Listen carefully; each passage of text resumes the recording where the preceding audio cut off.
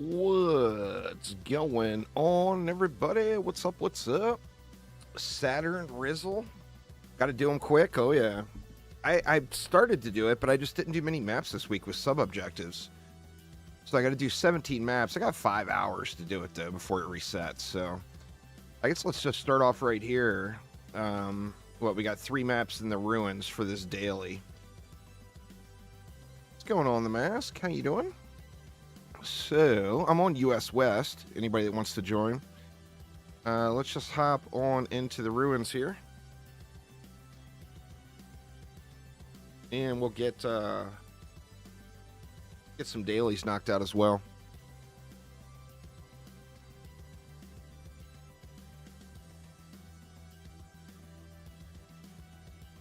What y'all up to today on summer finally comes tomorrow for me. It's supposed to finally start warming up a little bit tomorrow. It's actually not terrible today, but it is definitely a little colder. A little bit colder.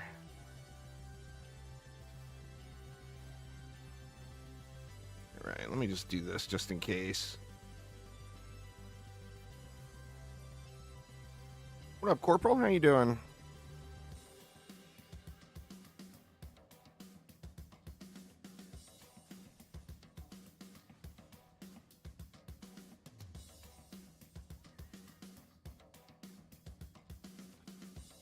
Can't remember the DU on this map. I haven't done it in so long.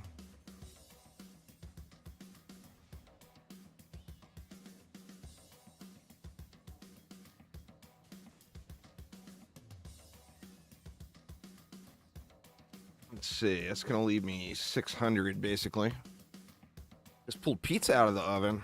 That's a good thing. Ain't nothing wrong with pizza time. That is for damn sure.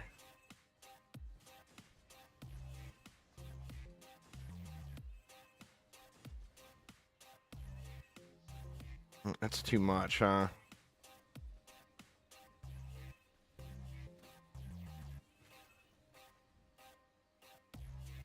We'll get rid of one.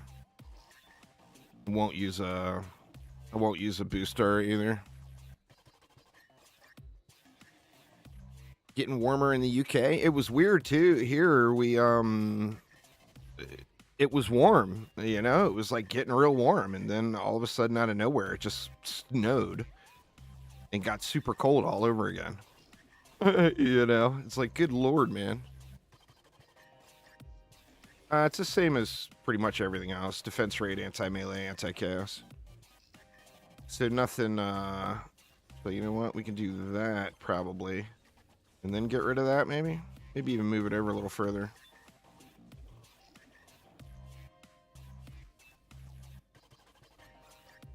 There we go. All right, that leaves me 270 left. I got some flyers coming in over there.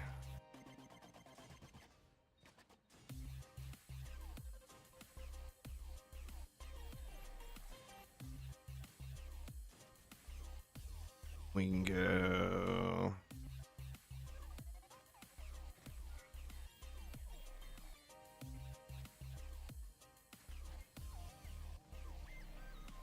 Just do this. Should be a decent enough spammer.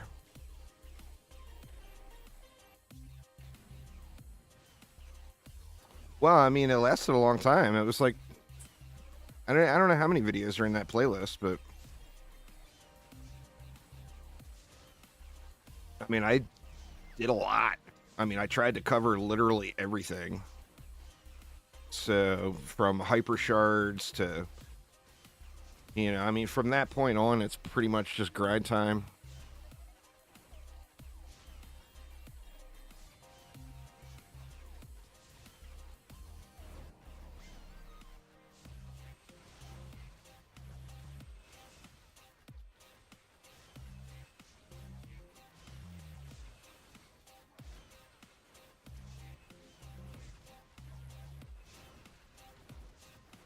Most of the maps I do, like as far as general grind, I mean, I usually do the Wild West. I usually will do either Unholy Catacombs or Molten Citadel for clusters. I mean, that's the majority of what I play. None of those have sub-objectives. Oops, what am I doing?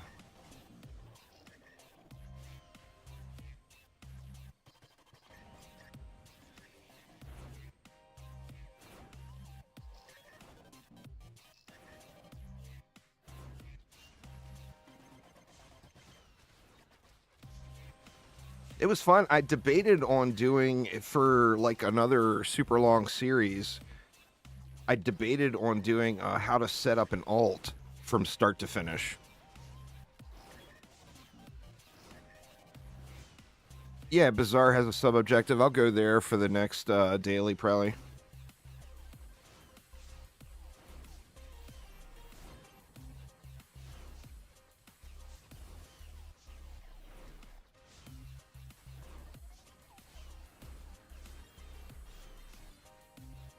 It's the win 20 maps without losing a sub-objective. Is the one. That's why I'm caring about the sub-objectives. I just happened to get win 3 Ancient Ruins maps along with that.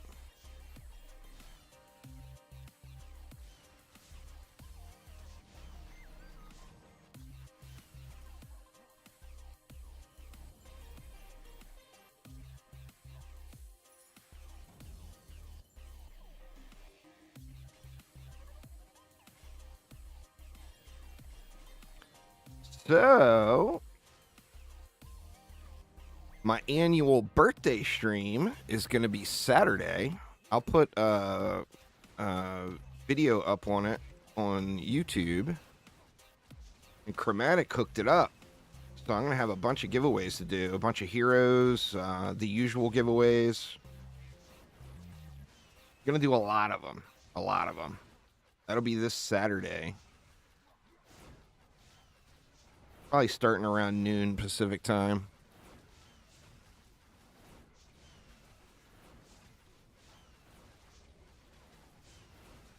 Yeah, I could do that. I just don't know what else to do. I mean, full 2024 fresh start for DDA is possible. But I was hoping we were going to get some... We know that something is in the works for DDA. We just don't know what it is. And I was hoping we were going to get some info on that here soon. But, I mean, I could do, like, how to set up, or how to do an alt from start to finish, setting up an alt to do AP carries.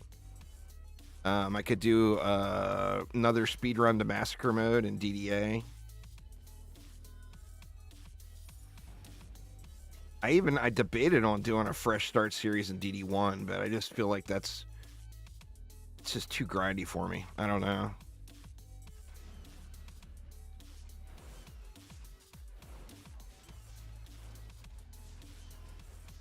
Well, I mean, I'd like to do the DD8 series, to be honest, there, JC. But on the same note, I'm hoping that we're going to get some news about DDA before too long. Well, I love DD1, and I do want to play some more DD1 on the channel, but I don't want to start over. Like in DD2, I don't mind, and in DDA, I don't mind. In DD1, it just feels way too grindy for me. And I've got so much time invested into that account now. Getting the characters all leveled up and everything. My birthday is actually Sunday, but it's with, it's the same as Mother's Day this year. So, I basically, not to sound that way or anything, but I basically lose my birthday this year because of Mother's Day.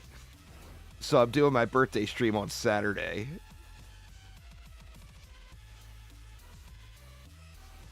Yes, I've just done that so many hundreds of times already, Jack, is the thing. I mean, we've done voting, we've done randomized on a randomizer wheel. I mean, literally just like 1,000 hours of streaming doing that. So I just, it's just not very fun to me anymore. It's a been there, done that thing. The thing with doing these fresh starts, first off, it gives newer players a more modern playthrough of it. But also, when you're getting that constant progression, it's always fun. I haven't checked out the launch version of Hades 2 yet, but I will definitely play it. I played that. I did that play test they had going for a while. I sucked. It wasn't. It was fun though. I played. I didn't play to the max difficulty in the original Hades, but I did play it for quite a while. Like I want to say I was up to like 20 heat or 15 heat or something like that.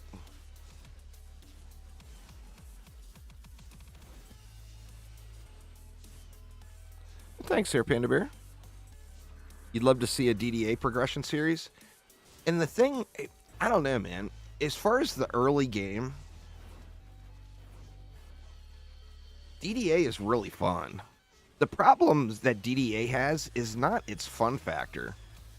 The problem that DDA has is our expectation is that we're going to get as many hours as DD1 or DD2 offer. And you're just not going to get that many hours unless you are like really, really, really into the like 0.1% min-maxing or whatever, you know?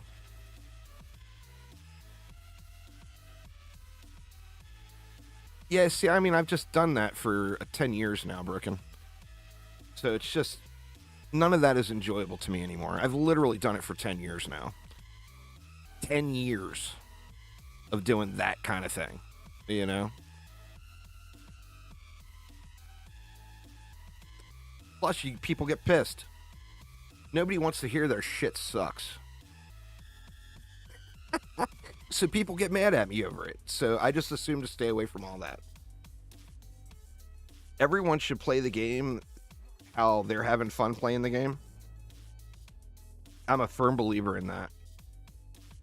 No one should follow whatever anyone else says to do, because then you're losing the experience, you know? You're losing the most fun part of the game, and that is doing the theory crafting and all that. When you follow a spreadsheet or when you follow a video, you're taking so many hours of your own enjoyment away. Willingly. Just giving it up. You know?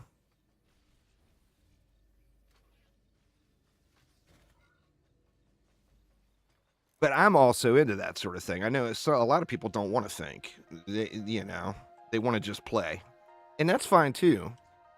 But like in Path of Exile, I can't stop doing theory crafting on POB. Those of you that play Path of Exile know what I'm talking about. It's just so enjoyable.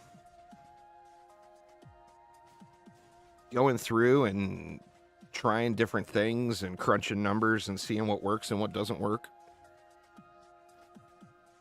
Very much good times. All right, I got more DU this time. What did I do differently? Let's give another Spectral Knight angled over. Oh, I didn't build these yet, is what it was. So maybe I don't have as more DU. Sure, it'll work out. What's going on there, Dice? How you doing?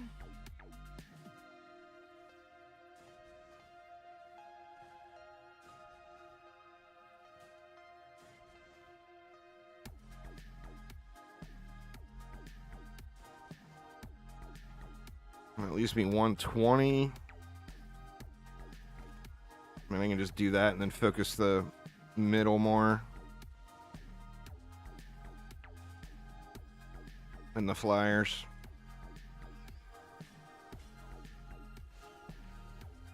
I'm just spamming stuff. It's not really a requirement to do Chaos 10 stuff.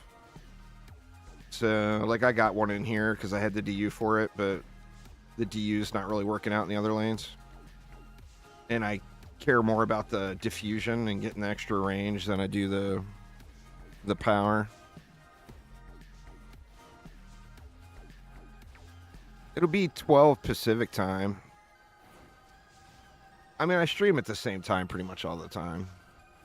It's all like within an hour or two apart from each other usually.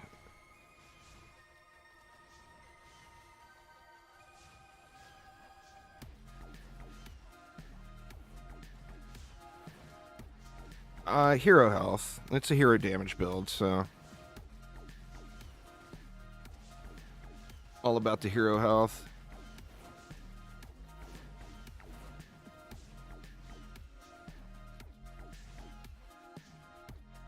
The thing with DDA is it's more about the loot and it's less about the shards.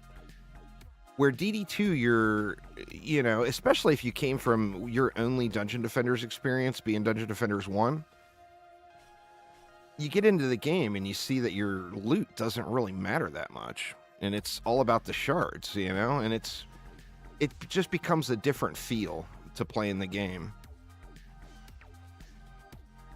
I think that's what a lot of newer players, you got to give DD2 a chance, basically. It will grow on you.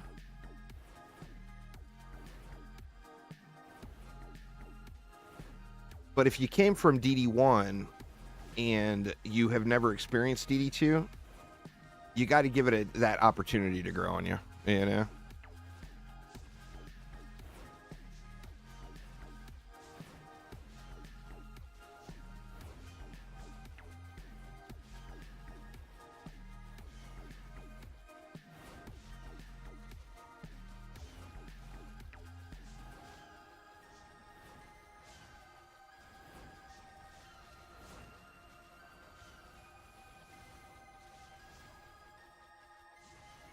Well, I mean, that's the other thing with DD2 is it's all about, it's the same stuff. You're using the same stuff everywhere. Like besides like hero or defense specific shards or mods, everything else is exactly the same between all the heroes. So you're always going to use destruction. You always need to get to the defense rate cap. You always want to find the range you're happy with. And then after that, it's all about stacking power. So do you go with crit? Do you go with anti-ace? I mean, that's the diversity, is like crit and antis and stuff like that. This is the Earth Guardian's bow, Panda Bear. It's not by much, but it is the highest single target damage bow in the game. It's barely above, like the single 4 or the Blinking bow or the Tsunami. It's just barely above those. It's 1/100th. Literally 1/100th DPS per point of hero damage.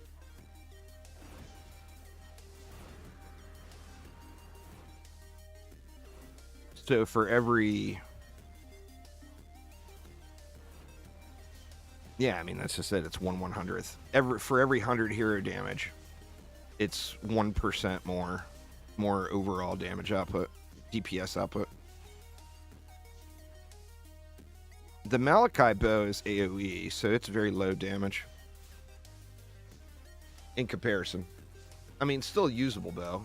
When I say something's low or something's high, we're talking less than 1 DPS per point of hero damage. It's not a significant difference. And that's why everyone should use the bow that they like the most. I mean, I just think this one's got a cool shot type. I don't like... the thing I don't like about it is that aim assist or homing or whatever. A lot of time it will go to a target that you're not shooting at. It's particularly irritating when it's a boss. Oh, I snooze all the time on this stuff, Vader. The only thing I ever use Defender medals on anymore is moving mods around, or that's pretty much it. So I'm never really saving anymore until when we get a new update coming that we know is going to have new shards and stuff. I like to get back up to the cap. But I mean, we're still 5-6 weeks away from the next update. So there's plenty of time in there to get back up to the cap.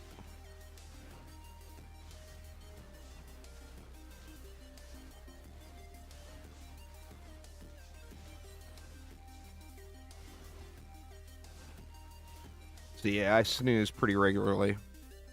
It's always an RNG thing too. I mean, sometimes I just straight up don't do them.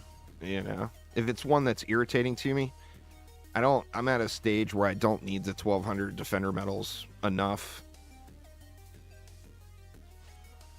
to go out of my way to do something that's not fun. You know, it's a fine idea there, Panda Bear. I'm going with the old quad espresso in cappuccino form today, as usual. Well, shards. It's always a good idea to save up just for new shards that are coming. Everyone always asks, you know, how do you get all the new shards? You know, you saw I was at 12,000 defender medals, now I'm at 0. That's 12 shards, you know?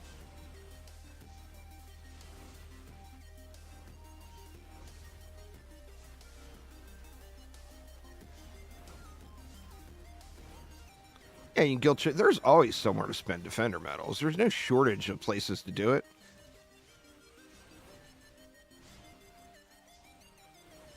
It's just how big of a priority is it for you at the time is the thing.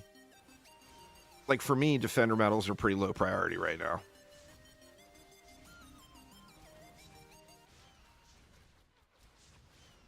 You know, of course, I regret saying that every time I decide to move a bunch of mods around or something, and then and re-rolling godly stats. God, that is so many defender medals. Crazy. All right, we got to do this one more time. Re-rolling godly stats, man, you can burn through 12,000 defender medals and not get the roll you want.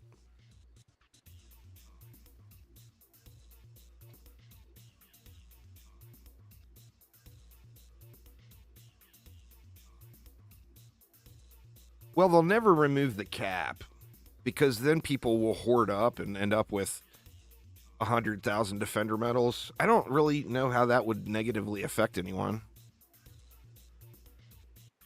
What did I do to do C8 Prime 1? I did it all on videos, Reaper. I used the Ballista on that new playthrough I just did.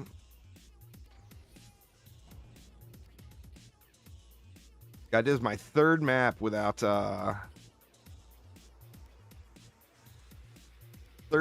even looking at my inventory. That shard vault is such a nice thing. Holy crap, man. That is so awesome.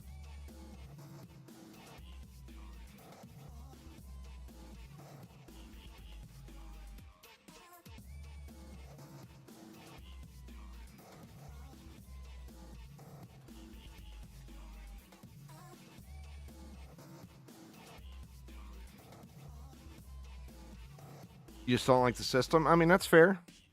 I don't think it's a bad system.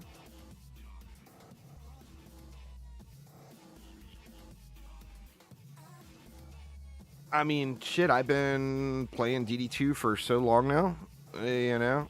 And then you got games like, say, Lost Ark, which I really, really, really enjoyed.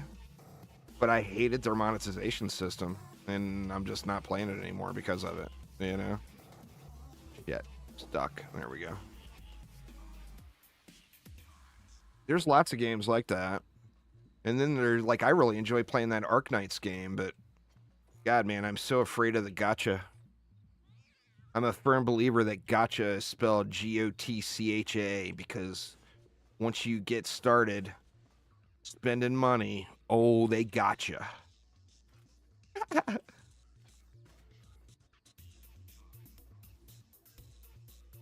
The Shard Vault is a new addition to the game.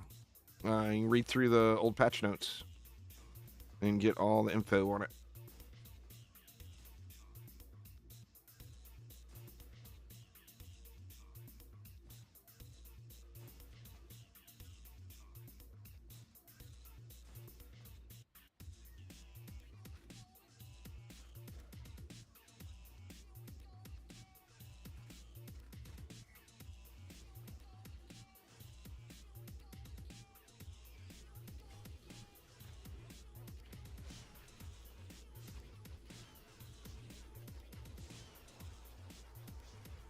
Yeah, it's a free-to-play game. I mean, you can't expect any major features to be in a free-to-play game for free, you know?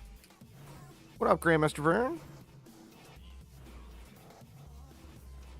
No, new gaming news. Hades 2 just hit early access on Steam. We got no new info for DD2. The new update's coming, what is it, June 18th?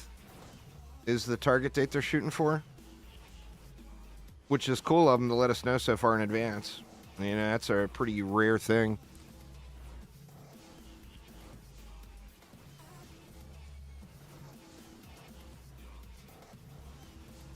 Well, they went back on it, which was good. But yeah, man. It's not so much that they required the linking, too. It's that they sold it first without requiring it. That's, like, real bad, you know? Like, there's lots of games that I've played and that I enjoy playing where I had to link a third-party account. I don't necessarily mind that. But them selling it to, especially selling it to countries that can't create a PlayStation account, knowing that in advance, that's like damn near criminal, you know?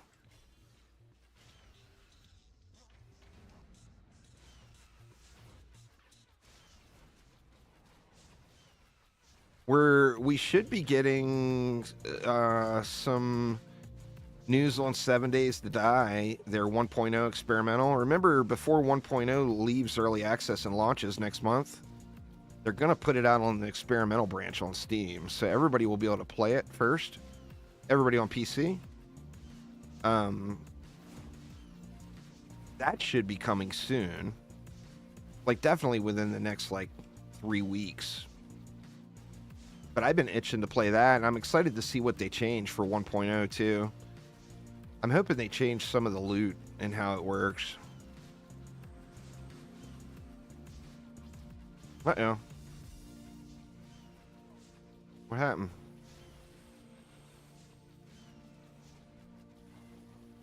Was that a flyer?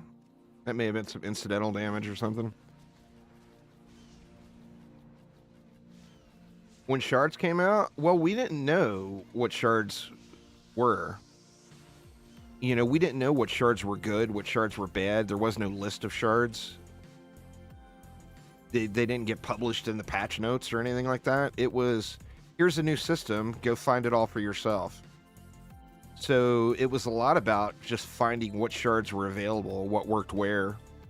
Like, I remember I was like, I want to say I was like Ascension 100 or so, which was difficult to hit back then. Or not difficult, but it wasn't super fast. It was, you were well into your grind if you were Ascension 100 back in the day. And I was just like Ascension 100 or so before I even knew there was a defense rate shard. And I can't remember who it was. I think it was Zerkro. I know some of y'all remember Zerkro. He rage quit. Doesn't play anymore, but he used to play a ton. And he's like, dude, why do you not have defense rate? And I'm like, what do you mean? But we just didn't have that list. Well, I mean, it was all on live streams, so yeah, there's videos, all that stuff. YouTube never removes live stream VODs. They're a regular video after the stream ends, so every stream that was ever on YouTube should still be there. The only one that's not there anymore that I really, really regret getting rid of is my PlayStation Rage Quit stream. I would laugh so hard right now if I could go back and watch that again. I deleted it because I deleted the VOD because I didn't want to, I was all worried that was back when my channel was super, super small. And I was afraid that I was going to make Trendy mad. So I deleted the VOD. That's the only one.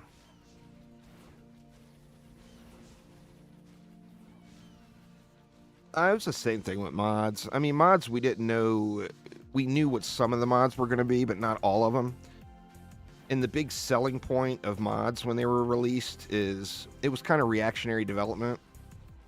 People hated the Chaos Trials and then the Onslaught system. And they added mods into the game to counter some of the enemies, so to give people a little bit more freedom on what they could use. Remember, originally it wasn't spam the same thing, you know, through Onslaught. You had to actually think and build. So if something said reduced magic damage, increased physical damage, you had to put physical damage on that lane, you know, or you were just going to have problems. And then all that evolved over the years. My first 10 out of 10 I actually bought from another player. It was Tenacity. I saw the guy got Tenacity, and I instantly started throwing gold at him. That was the first full 10 out of 10 upgraded relic in the game. Trendy confirmed that back in the day. It was my weapon manufacturer. I had a Shocking Revelations, which I found. A Tenacity, and then I don't remember what the third mod was.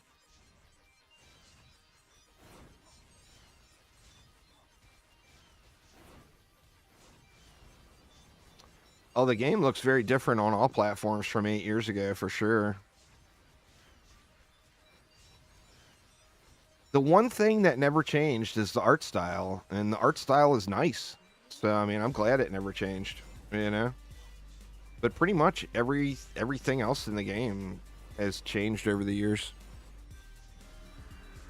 I don't think it was defense rate.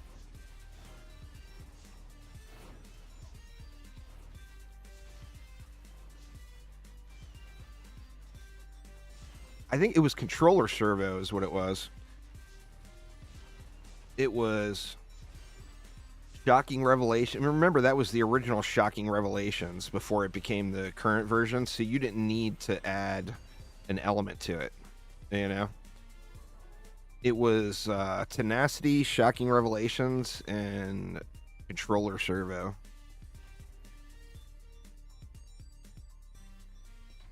I like DD1's loot system better. I mean, I've never hid that fact. DD1 is a loot-based game. One thing you don't get in DD2 is knowing that shiny item is laying on the ground. Like in DD1, you see on your map Ultimate Plus Plus.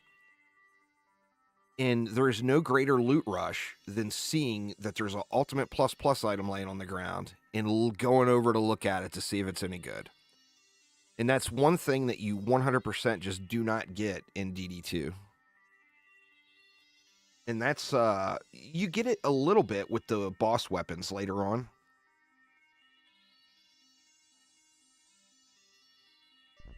Yeah, the crystal is changeable. I mean, there's that, like the crystal thing. I'm still kind of surprised they never brought that to DD2, because that would have been like easy money for them. Here we go, y'all. You guys want to see the list? That new player progression playthrough. Here's the 10 out of 10 mods I got.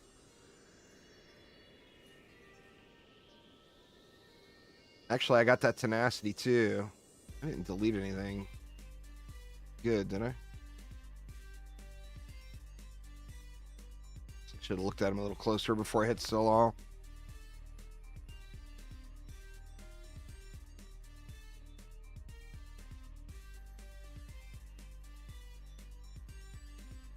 Nope.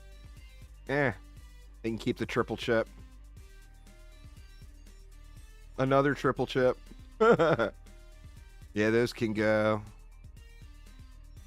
I got a bunch of those now. All right. So I got that in that last video, which is nice. And then the rest of the playthrough, I got a mana burn damage, another mana burn damage, another triple chip, another mana burn damage, and a frosty chip, and another triple chip. Good lord, man.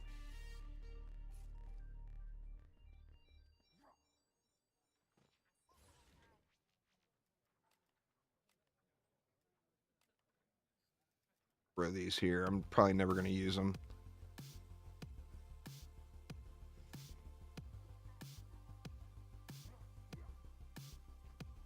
I don't hardly ever use tenacity, but I mean, the way I look at it is that's a bunch of gold, all right? You can always use more gold. Or I could save it and do some kind of giveaway or something. But yeah, I mean, I got tenacities. There's a tenacity sitting unused. There's another tenacity sitting unused.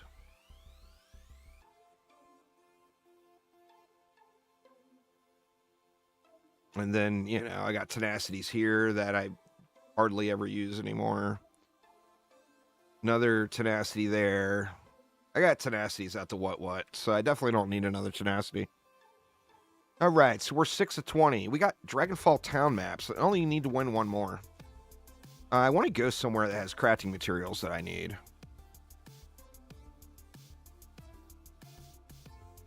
So, where do we go?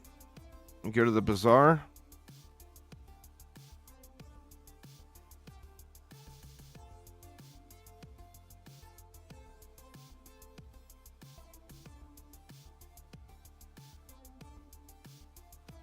I haven't made a full tank build because I don't want to play a full tank build, or do I want to ever encourage anyone to play a full tank build. Full tank builds ruin the other players, your teammates' experience, in my opinion. That's a little bit of a harsh opinion, I realize, but there's nothing worse than someone sitting there tanking out a lane and enemies not dying. You know? It just drives me nuts. I can't stand tank builds. You just slow down everyone else's game just so you can sit there and be unkillable and slap stuff, and, you know, it just, I don't know. I'm not a fan. Not a fan.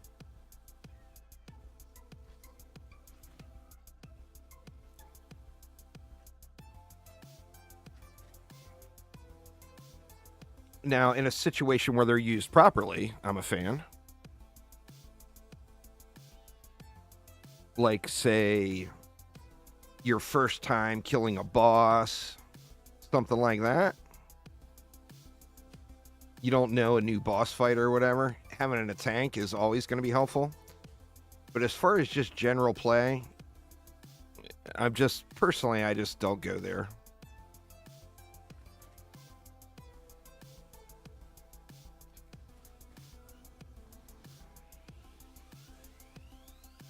I way overspend here. I think I may have. Do I have a flame wire set up? Looks like I do. Do I have destructive pylon here? Looks like I do.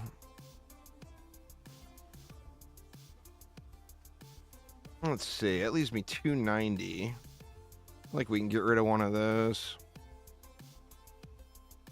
Because a lot of that center lane is going to get cleared from over there.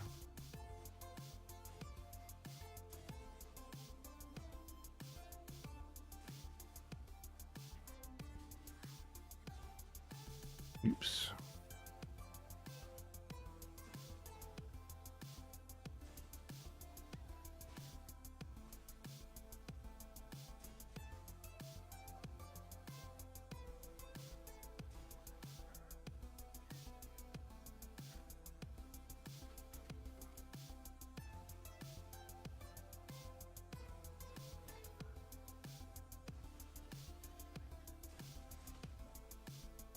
That ought to work.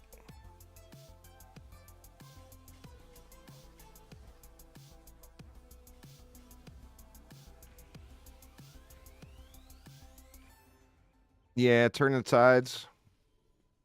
Yep, it is definitely still a thing.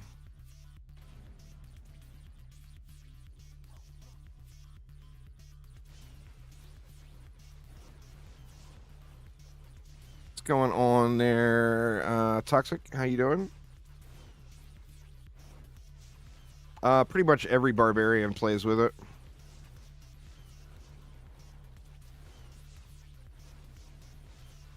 Anyone that has an endgame Barbarian build set up is most likely using that. Oh, this is the really bad lens flare map. I forgot about that.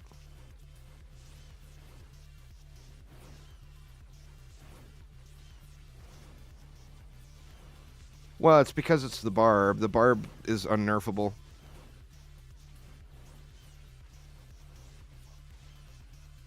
They nerf the barb. They remove like 10% of an enormous amount of damage.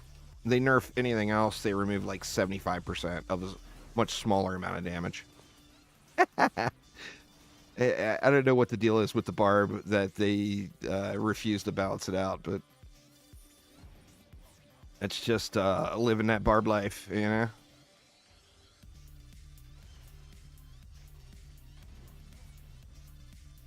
I have already played well past. I didn't get to the final checkpoint, but I went to like 290 in the old system, which was like minus 25%. Like 25% harder than floor 999, basically. I've already done that. And no, I did not use a barb.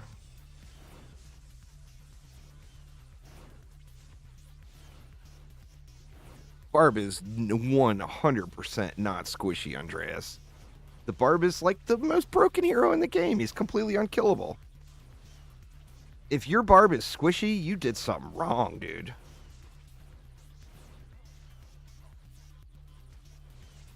Or were you saying that just to trigger me?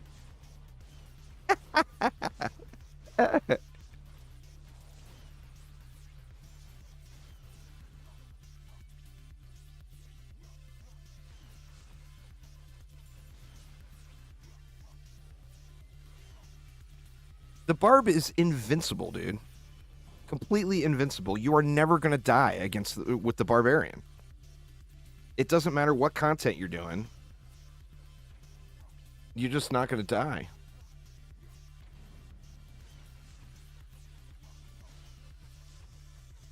Hey, there's nothing wrong with a DPS adept, Elena. People are getting really good damage out of that.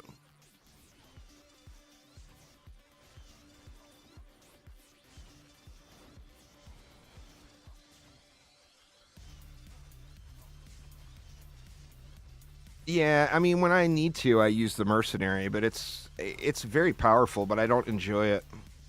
I just don't like melee in third-person games. Pretty much every third-person game is like that. For me, you know, I mean, we got to play what we're enjoying, right? I like to shoot stuff.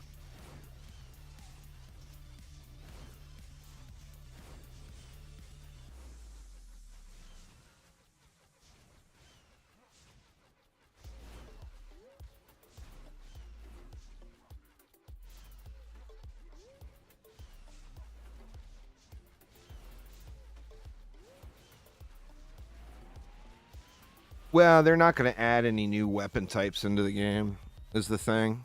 So even as new heroes come, they'll always use one of the current weapon types. They said that it's just an enormous amount of work. Because you add in a new weapon type, you got all those skins that have to be made by artists.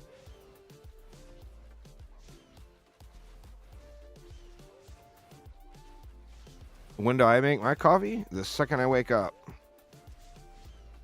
You're not supposed to drink it right away, I guess. You get the most benefit out of caffeine if you wait a little while. But my other deal is I got crazy allergy problems. So when I wake up, drinking something hot is kind of nice for the allergy issues. And,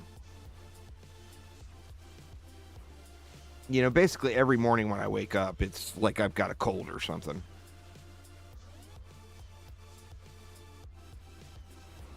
So it's nice having something hot, you know?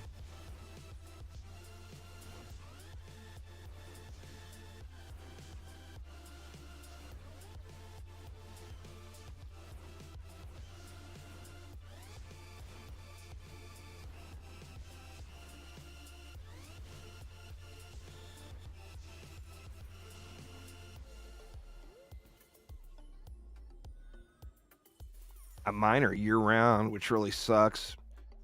It's runs in my family. It's definitely a problem I inherited from my mom, and like my mom's are so bad she has to get shots. Like every couple of weeks she has to get a shot. Hey, she might give them to herself now. But yeah, I'm allergic to stuff year round. I get all the like spring type allergies. But I also am like highly allergic to dust mites,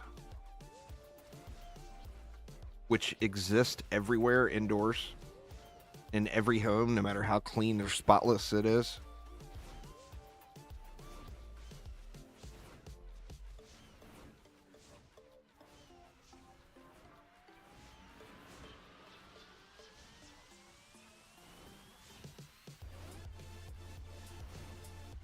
And to top it off, we got 5 dogs. Having massive allergy issues and living in a house with 5 dogs.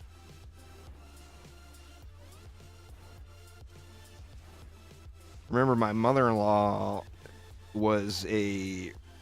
she did animal rescue in Mexico for the last 25 years before moving up here. So there was 5 dogs, or 4 dogs that she had fallen in love with that she brought with her. And then we've got our dog on top of that. If I ever start playing it again.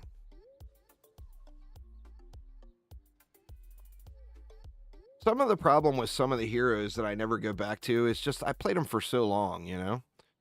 Like when they first came out, it was such a new, crazy, shiny, fun thing. I just played it and played it and played it and played it and played it, you know? And the Gun Witch is one of those. I mean, I literally was on a Gun Witch for 100% of the maps I play for probably 2 years at least. I actually have I moved all my gear around, but I've got a AFK Mystic set up. I think I borrowed the gear because I was running some high survival and I needed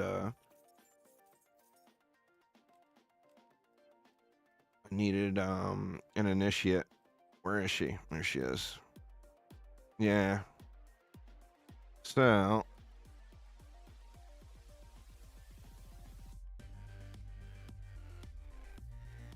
it's my AFK Mystic. So we got tenacity, dodge, and robust on everything, basically. Except we are using snakeskin, robust, and tenacity there. So I got a 30% chance to dodge. And then Shadow Flame, full crit. So it doesn't do big damage, of course. But if I want to sit and watch a show and run a map and just spam that down a lane, pretty much never dies. And it just auto attacks. You know, I just hold down the right click. You can actually spam the right click. Thanks for subscribing, Waffles. And get way more damage out of it. But if you just want to just sit here and not do anything, like right now, I'm just holding down right click. And I'm doing damage to everything on the map. Is it big damage? No. Not big damage at all. Is it serious lane clearing help? Oh, yeah. Every goblin is going to die. And then if I'm doing survival, I will usually put that gear. I'll put that gear over on. Oh, let me show you. Let me look. So you see, I'm 82% chance to crit. 82%. So, I mean, the crits are pretty much constant. If you look around the map, there's, you know, you see a couple of purple numbers, but pretty much everything is red. So it's pretty much all crits. It's all based on my hero health. So the more health I have, the better. What's up, Shadow Shot? How you doing?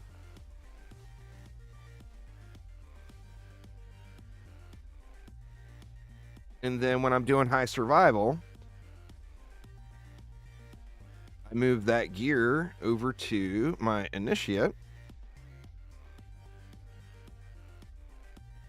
And now I've got an initiate with all that survivability. Plus using, well, I've got the stuff moved around, but normally I have her properly sharded and everything. And then I usually go with the Ring of Life for the, in case I get killed, or not in case, when I get killed by an assassin. And then that's my chill and boost survival, you know. Sit there and spam your talisman.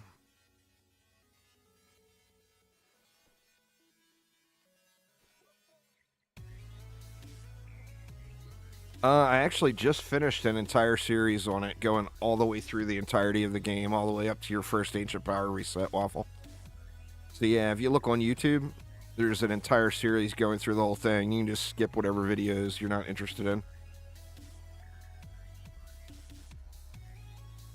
Alright, I need to get 13 more maps down. What crafting material do I need the most? Probably ingots.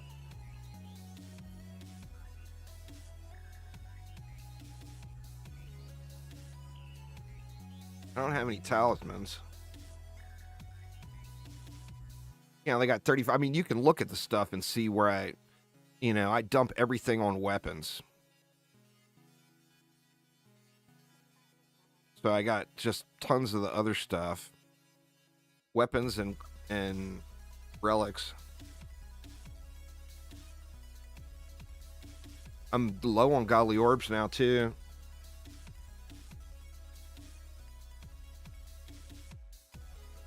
Strictly for AP resets on main, you just can't go wrong with a Dryad.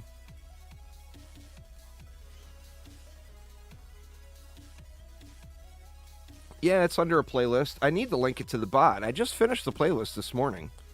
So I don't have it set up with a bot link yet, but it's, here, I'll find it for you real quick.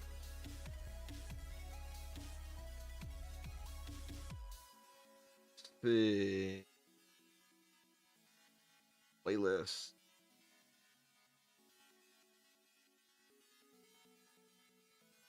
Building your online business? Ads.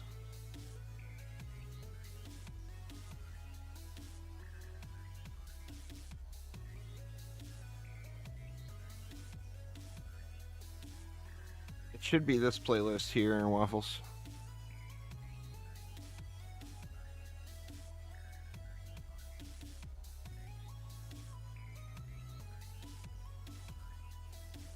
And then, like I said, just skip through some of it's a full 100% start to finish. So there's a lot of stuff in there that you already know. Just skip those videos. All right, so what do we need? We need 13 more maps. I don't care about this Yeti incursion. And I need... So we need sub-objectives, and I need some more ingots. I mean, could do some Temple of the Necrotic. Siphon Sight D is probably the way to go, though. Let's start off with some Siphon Sight D. Mix it up a little, do a little bit of both.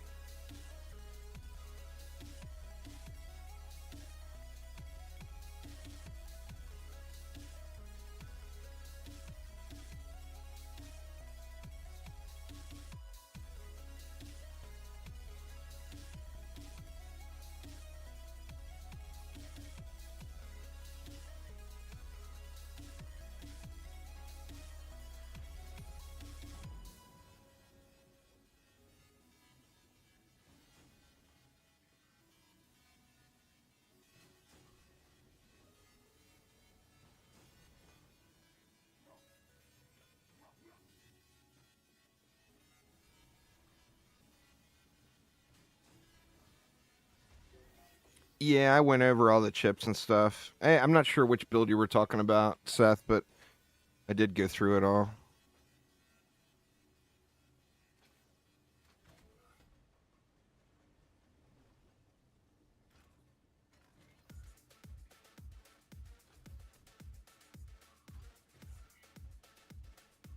Gonna give me enough.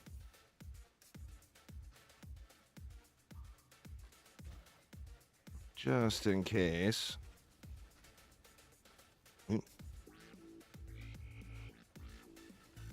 We'll do that. That gives 500.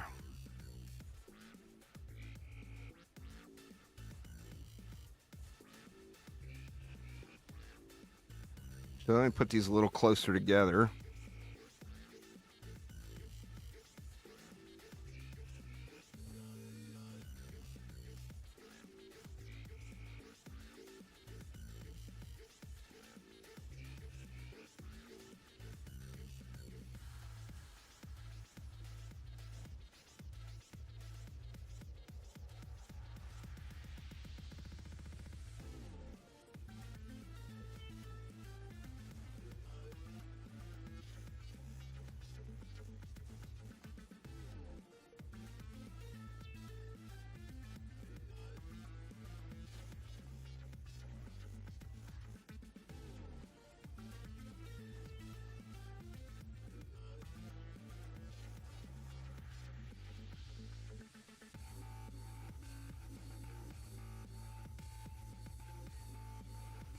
Gonna have a little change left over, but it's all right.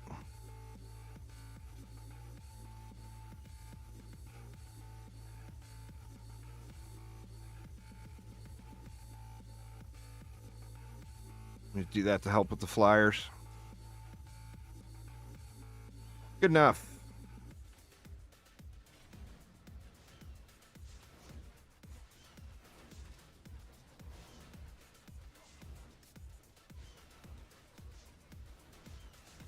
Super chill night tonight. Not sure what to play. You've been playing some fun stuff. I'm sure that won't be too tough to answer that problem there, Shadow Shot.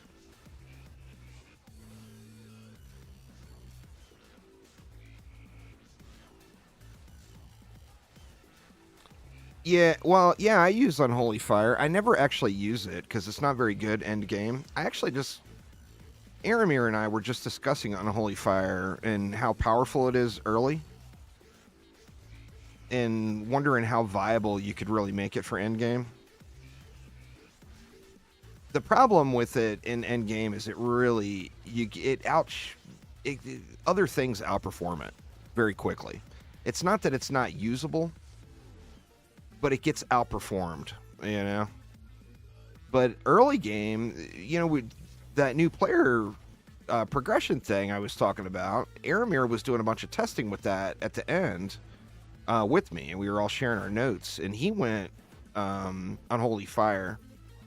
He went Unholy Fire Squire, and he swore by it, said he loved it. For early game, it just wrecked. Well, that's the thing. I mean, anything is usable. You can make anything work, but is it good? Is it so much better to do something different? You know, no, like on my Countess, no matter how much I want to sit up there in enemies' faces and blow fire on them, I do more damage just with the ranged attack. So I can just stay back and just spam the ranged attack, and it's going to do more damage than Unholy Fire. But, I mean, you know, obviously it comes around to play the game how you want to play the game, though. And there's no wrong answers. You know?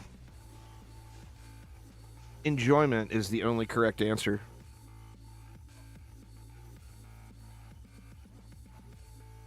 And if you're having fun, you're doing it right.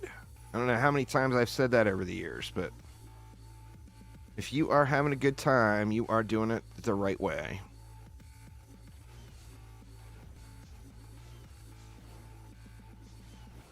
Just how it goes.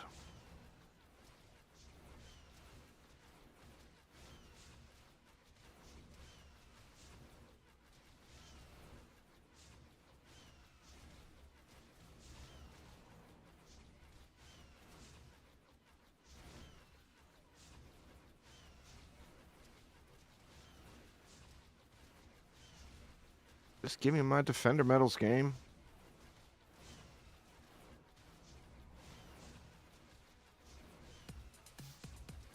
I still haven't checked out that Manor Lords game yet. That's on the Xbox. So I got that going. I'll probably put a video out on that sometime in the next week or two. If I enjoy it. And I'm assuming I'll enjoy it. Everybody seems to be loving it.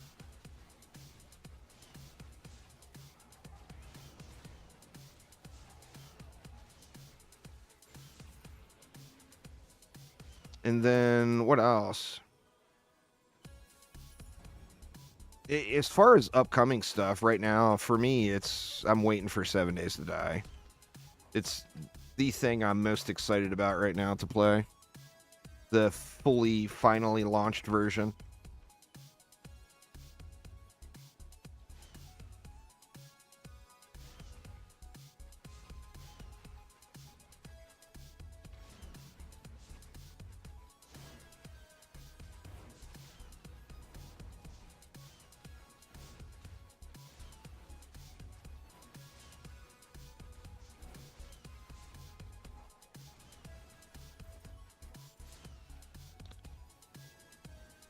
Randomly jumping off things. Nothing new. What's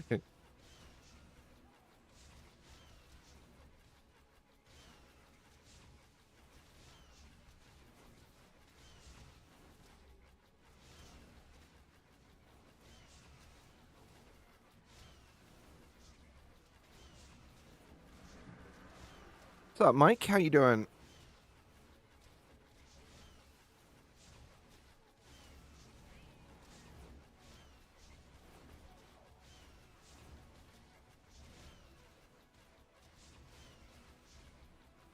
Doing good. Very nice. Yeah, there's Banner Lords. There's a couple other games too. There's an automation game. Like a factory style automation game that just launched or is on early access or something too. I don't even remember what it is. Let me look real quick. Let me see. And then there's Astro Swarm as well. That Astro Swarm game looks pretty good. Odd Sparks is the automation game. Odd Sparks is a game I want to check out. Manor Lord I want to check out. Hades 2, obviously.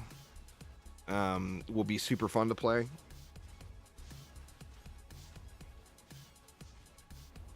So damn, man, I need more hours in the game. Foundry as well. Yeah, Foundry. I don't have Foundry yet. Those other games I already have or have access to with the Game Pass. Manor Lords is on the Game Pass, so I'll probably just play it there.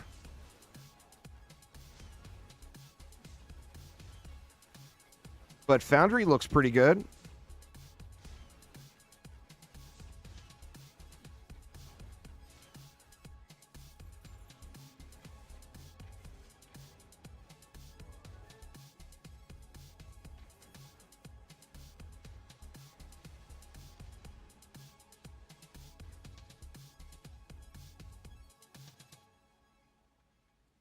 It doesn't matter what you use.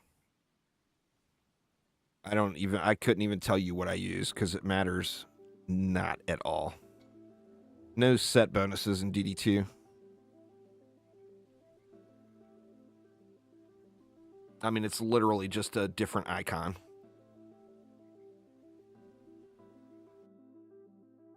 Yeah, you want the stat roll on it that you want. So, like, I'm playing a hero damage build now. I have no idea what I'm using, though. This hero right now that I always play, I have no clue. Let's see. Looks like I got Warlock, Ranger, and Ranger, and Ranger. 3 Rangers and a Warlock.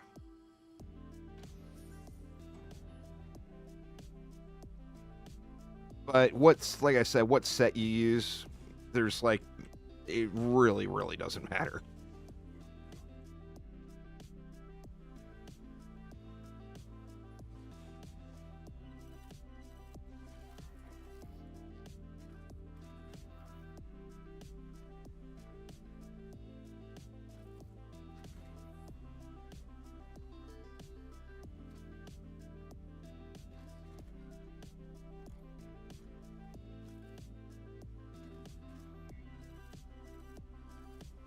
Well, that's all RNG. There is no guarantees on it. RNG is RNG, you know? The update launches June 18th there, Sacred Cow. So not quite here yet. We still waiting.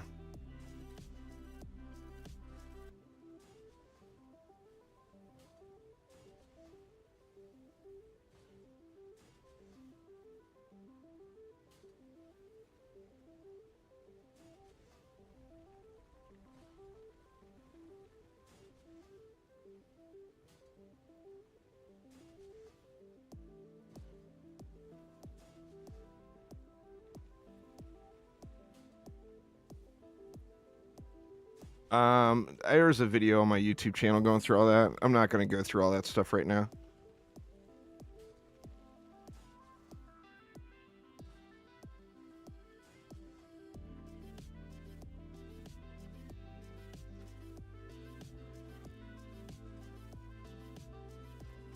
Sorry, y'all.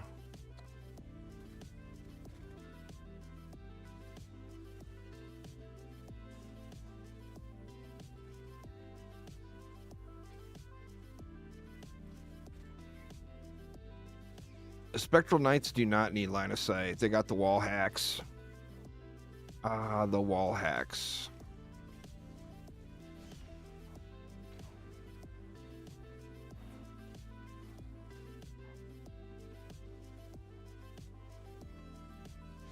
So you see they're like shooting up there. They're shooting down in there. They're shooting over here. They're shooting up top. I love that.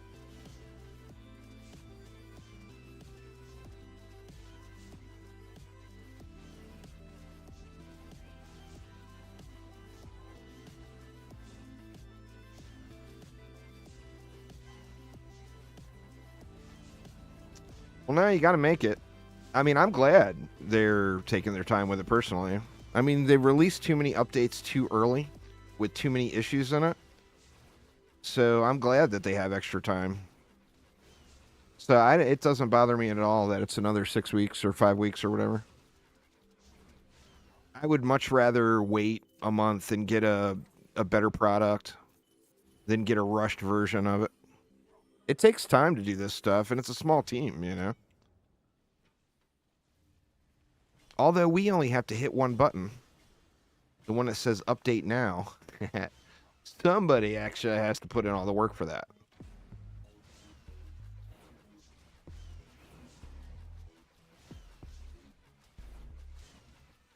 The update now button.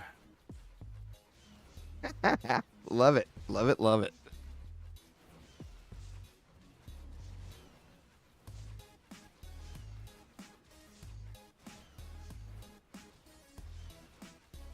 Completely different defense. Gargoyles are awesome. Spectral Knights are awesome. I mean, they're just completely different defenses. Not really something that should be compared to each other. One is a low-cost, long-range, wall hacks defense that has AoE clear. The other one's a short-range, status-applying defense. Both very good, both very usable.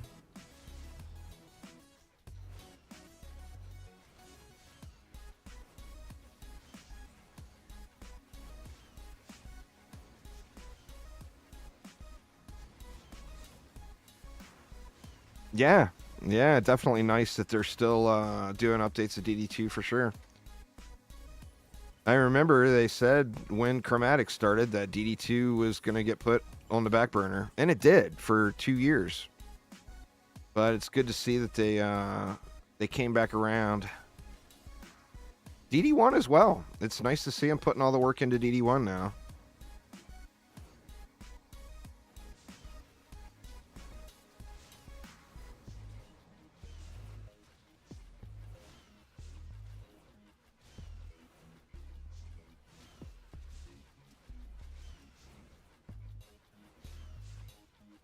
It's Chromatic now. It was trendy before. Well, it was kind of trendy. The company's name was trendy. It wasn't the same people as DD1. It was a sold version.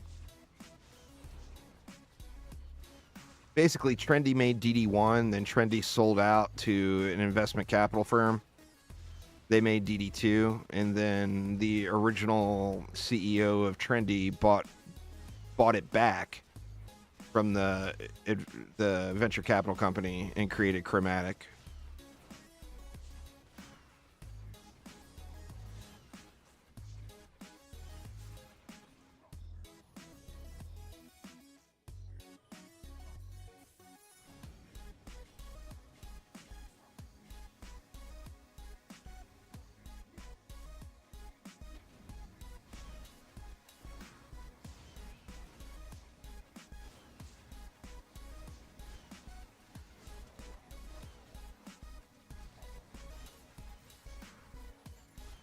Hard to remember everything.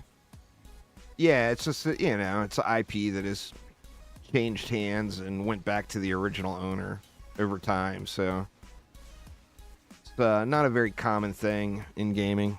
I mean, companies getting bought out happens all the time, but then them later returning to their original owner is not definitely not a normal thing.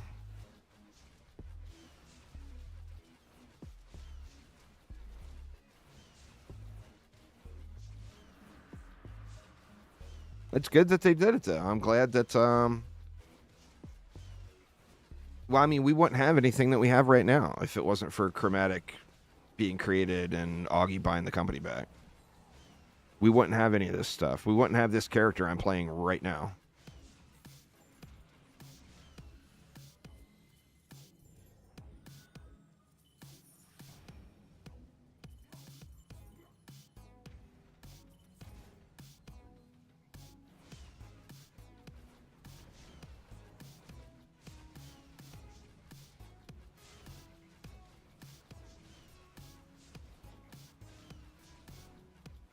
If you have the Countess, you can pretty much beat every expedition tiered using the Elder Dragon. Throw Big Mama Bird down on Gates of Dragonfall, you're gonna break into every expedition tier very, very smoothly and just own the game. So yeah, since you have the Countess, that would be my suggestion: is go to Gates of Dragonfall, slap down a Mama Bird to cover all 3 lanes, and do whatever you want with the rest of the DU. Some walls, some baby dragons, or anything else really. Got you some marinated chicken in the crock pot. Very nice. I don't know what we're going to have for dinner tonight.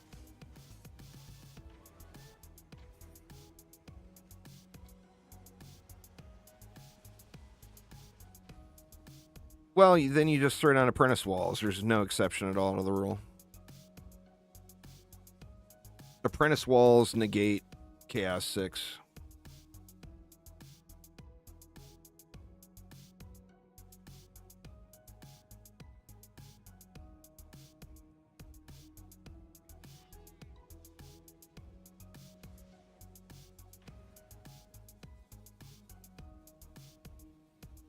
Yeah, they changed them and made it so they absorb projectiles, which means they completely negate the Hex Thrower Curse.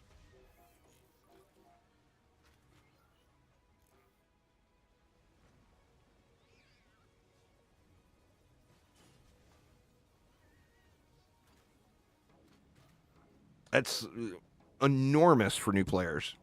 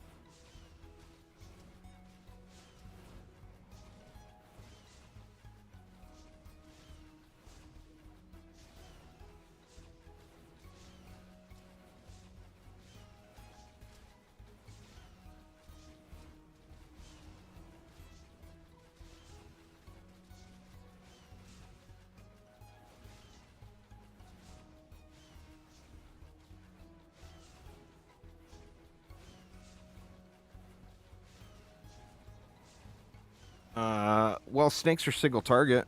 I mean, they're really good defense. There's Nether Archer's another really good defense. So, I mean, mix and match to your heart's content, you know? Adding a few snakes in, remember they're single target, so they will get overrun with mobs if you just have snakes. But they do a really good job at burning down individual thicker targets that need a little more.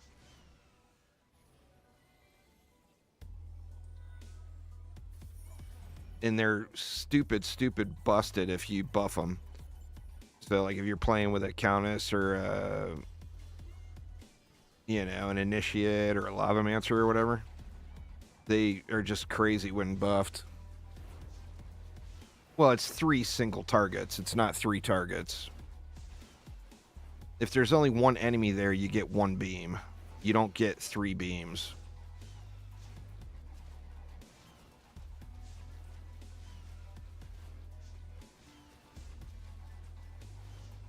So, I mean, it's a single target defense that's capable of hitting 3 targets. But, like I said, it really shines if you're going to play in a situation where you're going to be boosting. They just get tremendous value with the ramp-up scaling and then the boost on top of it. Makes them crazy good. But, yeah. Snakes plus Nether Archer would be a great build.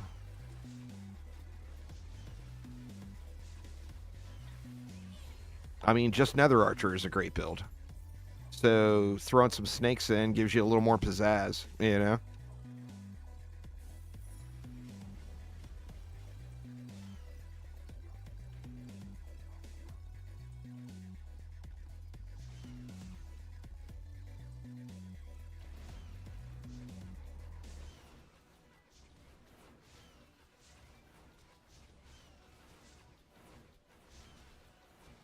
I use the ghost arrows, destruction, mass destruction, and ghost arrows.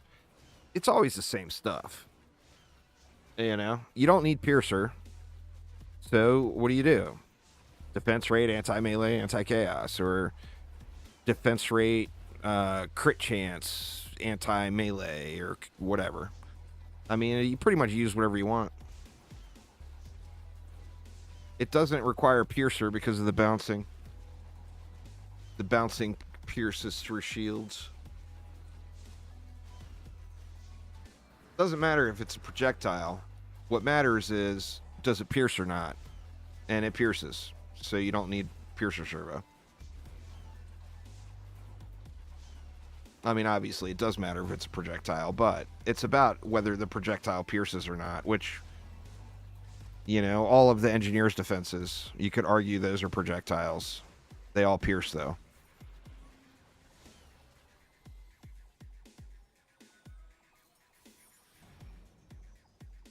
Yeah, you can save yourself a mod slot.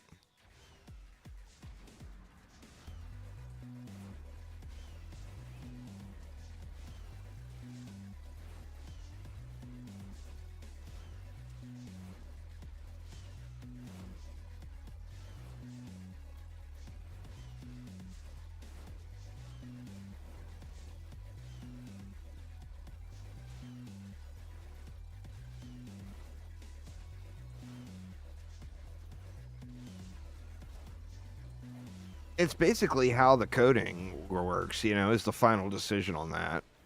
You know, obviously I'm not an engineer, so I can't explain to you how the coding works.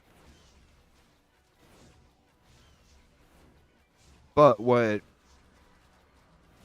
IHDC said was they were having issues with it because of the bounce, so they gave it the ability to pierce.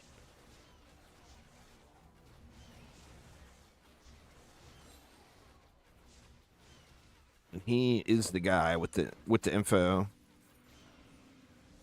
I don't use any diverse builds really, but I mean, there's nothing to be unfamiliar with. It's pretty straightforward. Stack more things, get more damage. They're best used in town, flexing to the kiddos, than actually effectiveness in game. But I tend to like to not swap heroes.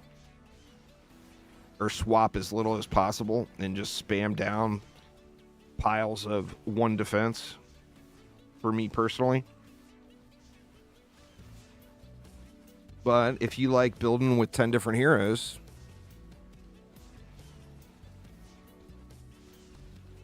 you know, by all means, have at it. It's there for you. I mean, it's no difficulty to figure out. There's no rocket science at all. It's pretty basic and straightforward stuff.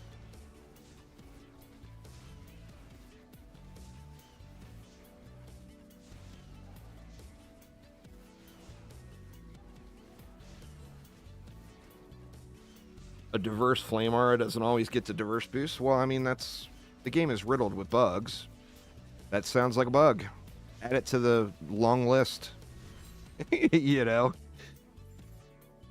not not abnormal in any way, shape, or form for there to be something buggy in DD2. Very, very normal thing. All right, let's pop out and let me go through.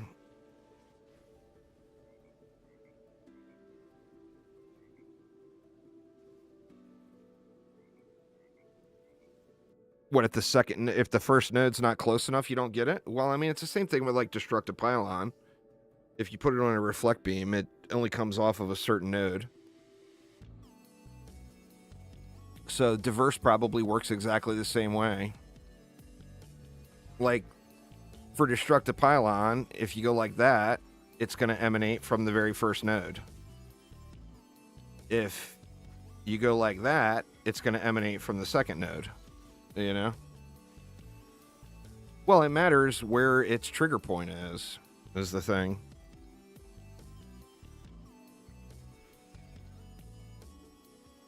And it has, its trigger point has to be in range. Come on, tens, where you at?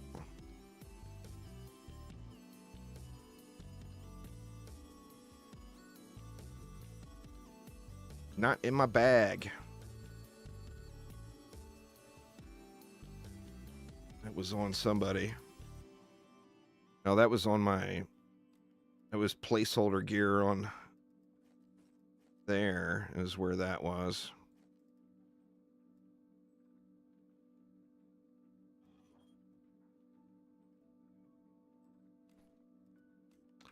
Yeah, it's just every defense has a trigger point, you know? If you throw down a flame aura, the trigger point is the post. So if you throw a buff beam out here, is it on the flame aura? Well, sure it is. But it's not on the trigger point, you know? And every defense will be the same way. It's just most of them, it's a lot more obvious where beams. It's the same thing with proton beams. You know, say you had something like that. You know, there's going to be a node along that trail that it emanates from for diverse, etc.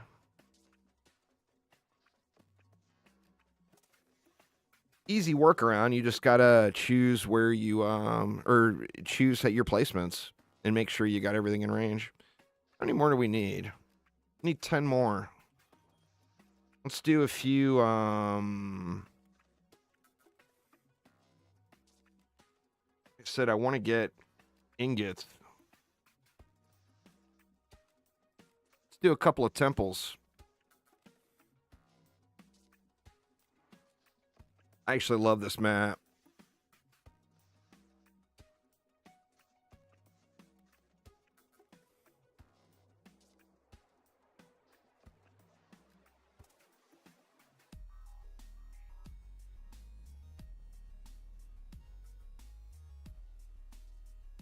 Well, one that's not getting as much power is out of range of one of the other things, is what it is. If you use diverse dragon setups and one of your dragons is out of range of one of those other diverse defenses, it doesn't get that buff. You know? We got so much DU on this one. I'm just gonna get slappy with everything here.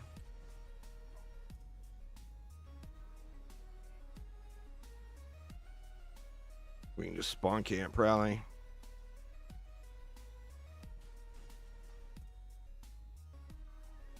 Because these guys should hit inside that spawn. Same thing over here.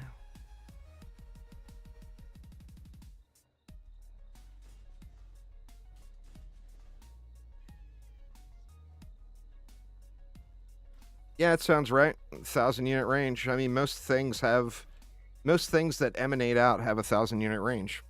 So that's probably quite accurate.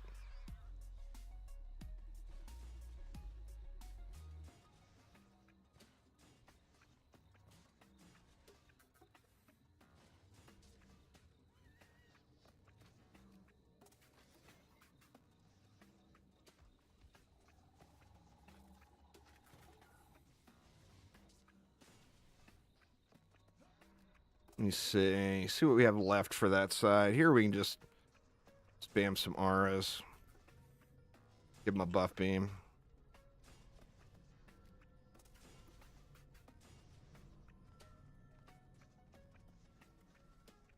And then we'll go with like a sky guard here to clear the map.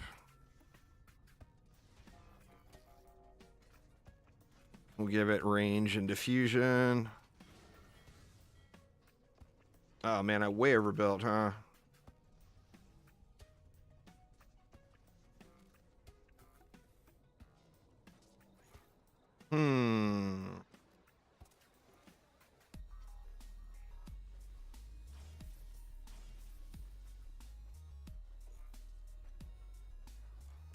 The Quarian's defenses are really good, and if you like the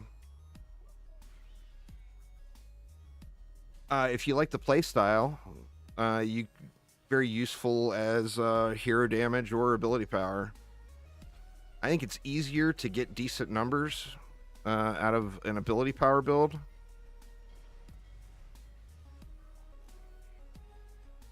But yeah, quite strong. Tempted to get rid of those buff beams or those boost arrows. Don't feel like we really need them.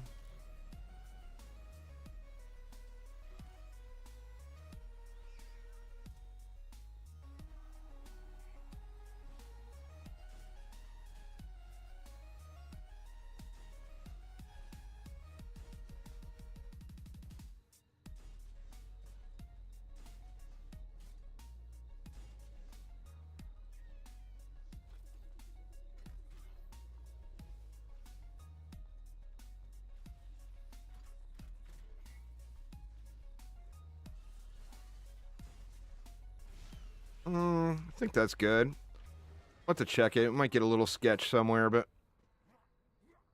basically I just need to save this sub-objective here.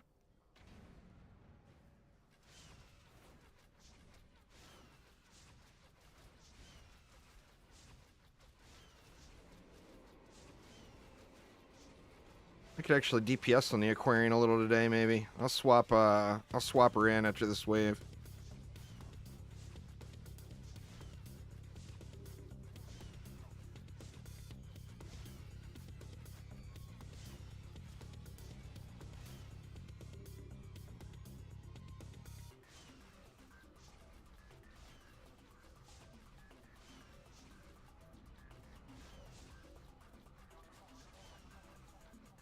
I've got mine set up as hero damage.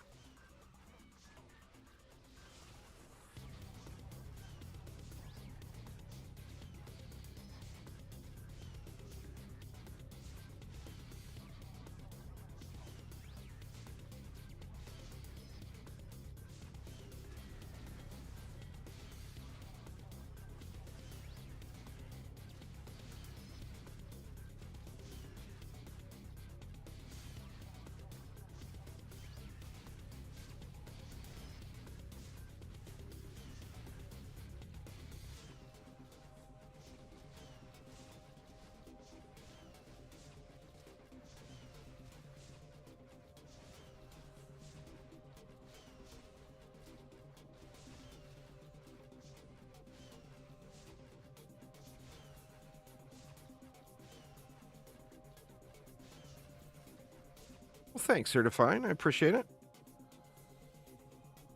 See.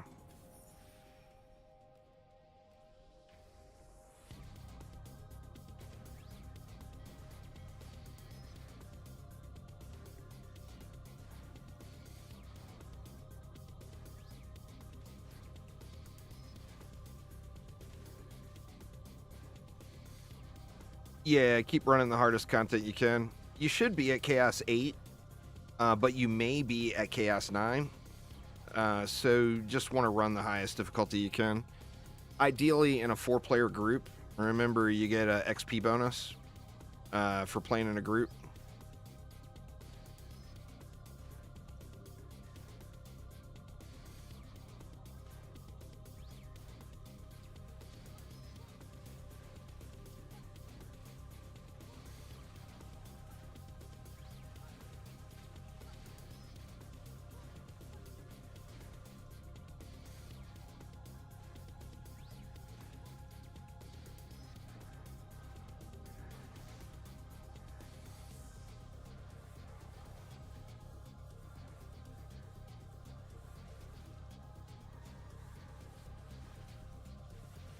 Well, that's the thing. Your towers will get... You can keep grinding Chaos 8, you get your XP, and your towers will get stronger and stronger and stronger as you go.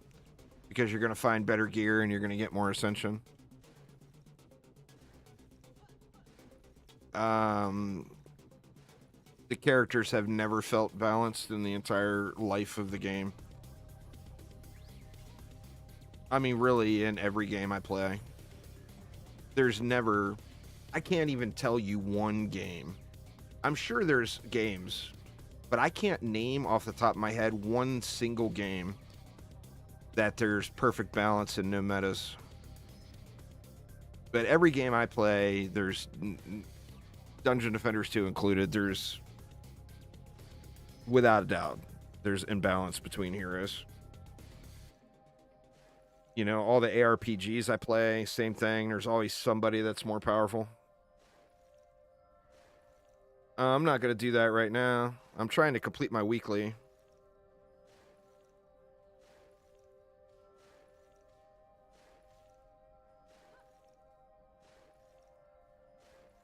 Do I have a favorite character?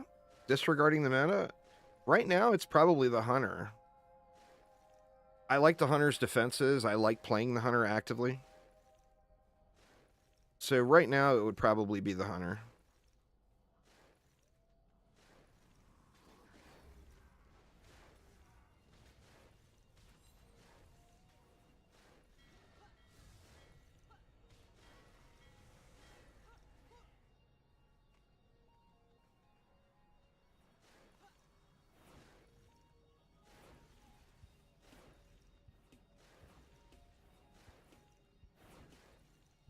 Tier lists are kind of clickbaity bullshit, and so yeah, it's my general opinion of tier lists.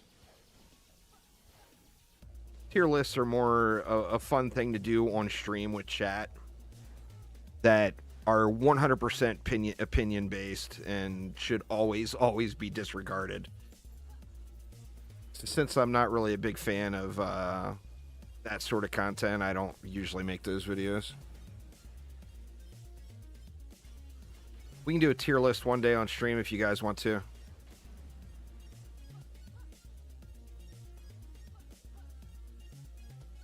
The problem is there's so many different game modes.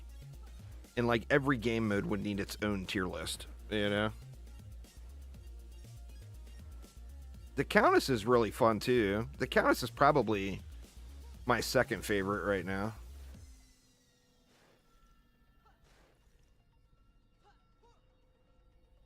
The Countess has fun defenses. And in my opinion, she's enjoyable to play. She's got a good character model. Theoden, thank you so much. 63 months. Damn, Theoden.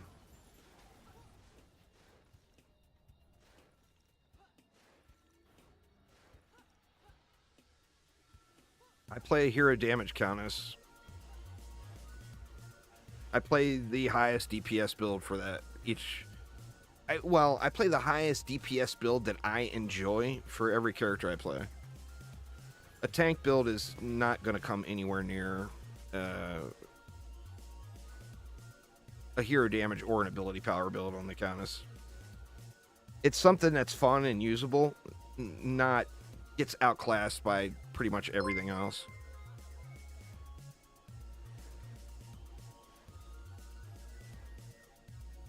Been grinding KS7 for a while. Thank you, on Twitch as well. Thank you so much. Grinding KS7 for a while. I feel like your gear's capped out. Which other mode should you do for gear? Well, I mean, you go up is the thing.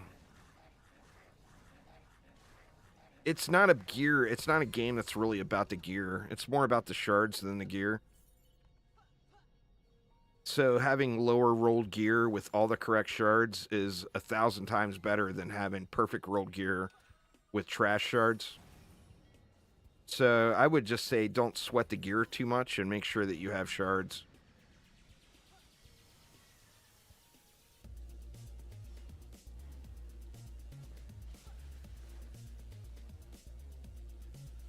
Oof, the old melee explosion. Been there.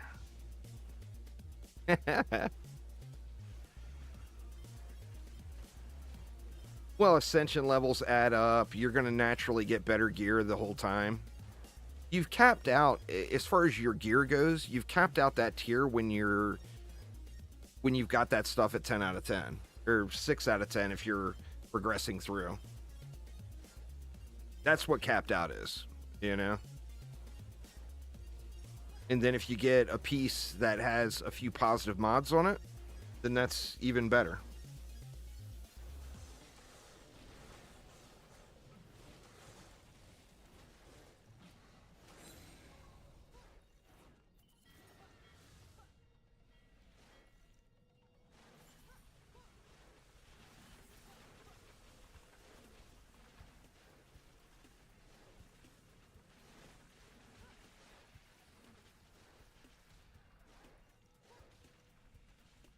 Yeah, it's definitely a challenge.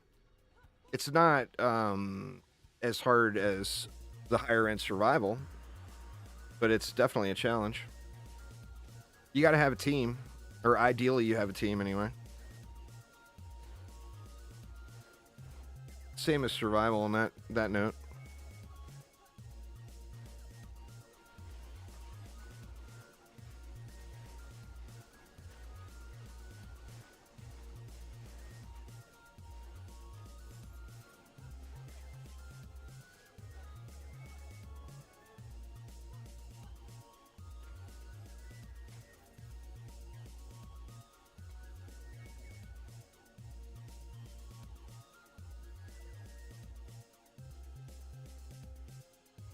Well, on high Onslaught, you build the same thing on every lane.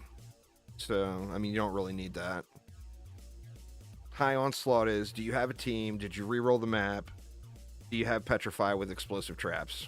Or swap out explosive traps for whatever other item you want to use. Flame auras, geyser traps.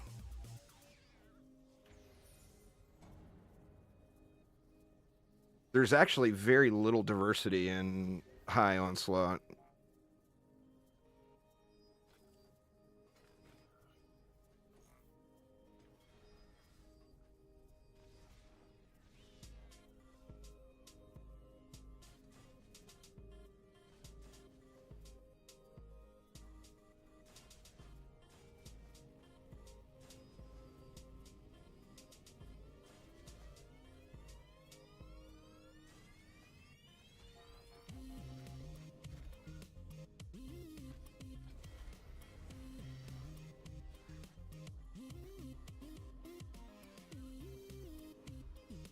Yeah, the metas are different in high Onslaught than like high survival, for sure.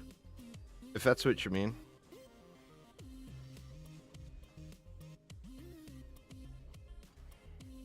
You build to what's in front of you, and what you've got in Onslaught is your choice of mobs, so you never have to worry about what mobs are coming because you can just re-roll the map.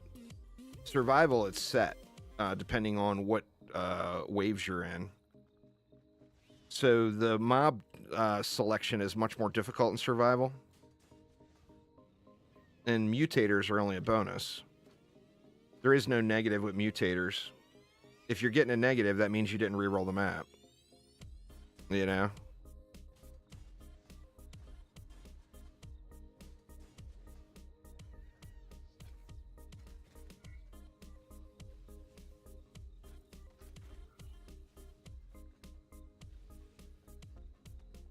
Yeah, I think that's fine.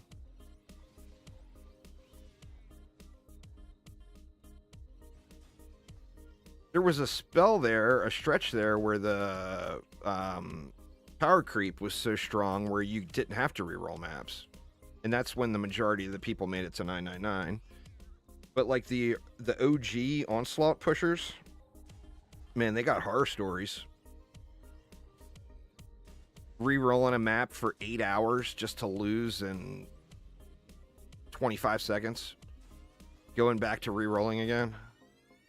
I mean, that's rough. You know. I remember Nictus was the first guy that was really pushing the more modern version of Onslaught. And I remember talking to him at like 10 in the morning. And at 6 o'clock at night, he's still rolling. Trying to get a map to play. It's like, oh my god, dude. But that was also, you know, before Chaos 9 gear and Chaos 10 gear, and that's where the power creep happened, is when Onslaught didn't change, but we had 2 higher tiers of gear. So it turned Onslaught into just a time grind. I don't know, I still hope they do something with Onslaught. They could do something fun with Onslaught to give it a little bit more appeal.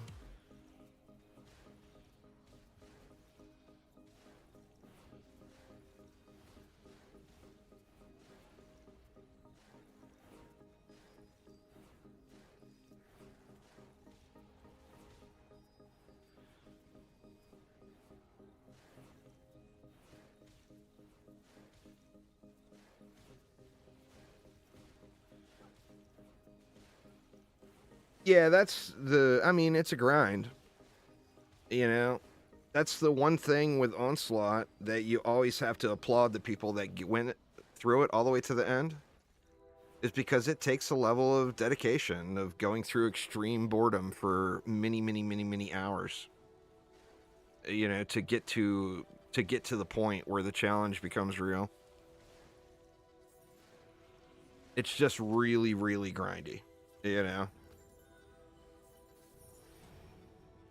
That's what, you know, people discredit Marcos all the time, the original 999 guy, because the old system was so much easier than it is now. But you also remember that was 3 floor maps that you had to restart every time the game crashed. You had to start the entire floors. So if you were on floor 3 or on map 3 of a floor and your game crashed, you had to start over at map 1.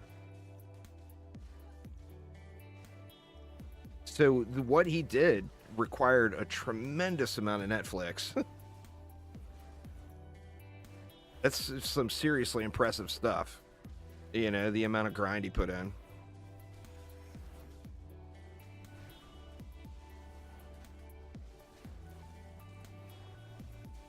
The ultimate test of patience.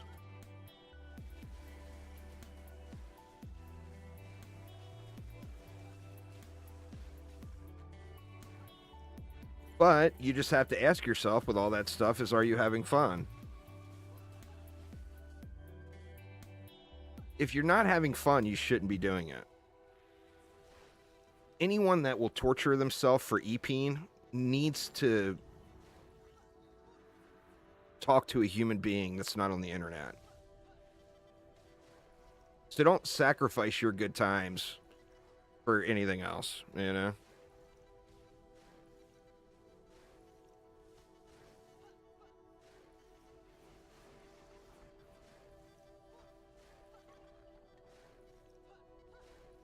Me? Absolutely not. I could give a shit. If I'm not having a fun playing a game, I am not going to play it.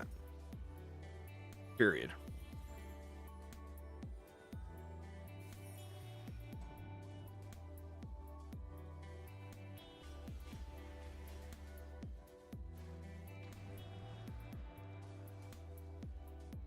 Yeah, crazy stuff there, Sacred Cow, huh?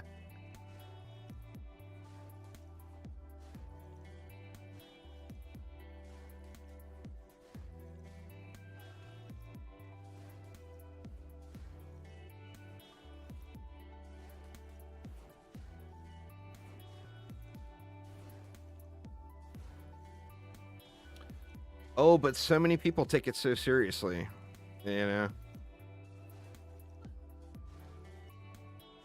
It's like you almost feel bad. You know their mom didn't hug them when they were a kid. It's like, come on now. I mean, what more can you say, you know?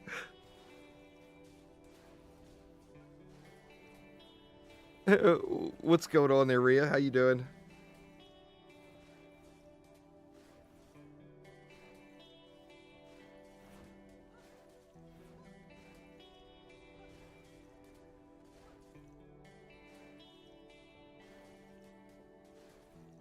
It's the auto targeting stuff is the one thing that makes me not want to go. I mean, look at the projectile. Look at where I'm aiming versus where it's going. It's all over the place, and it's because of this aim assist thing. I wish there was a way to turn that off.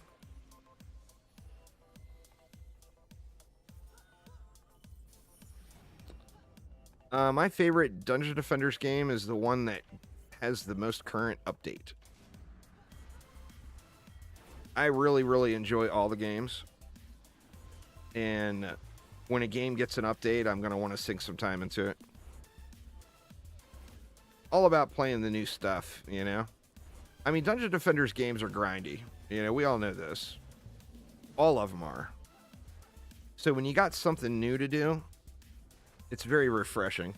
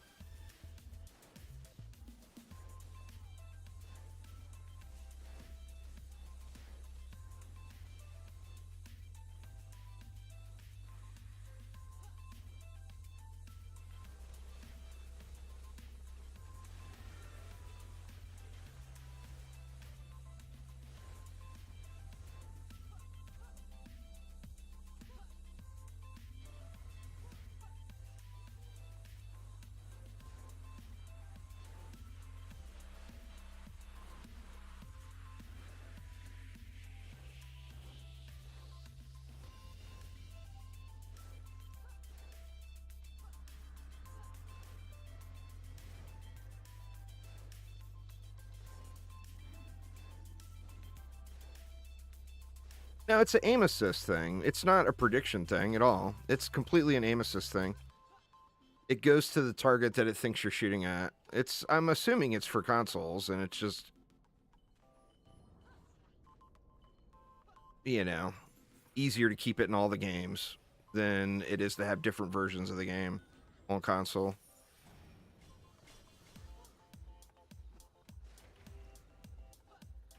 I mean, you can see where it's going to.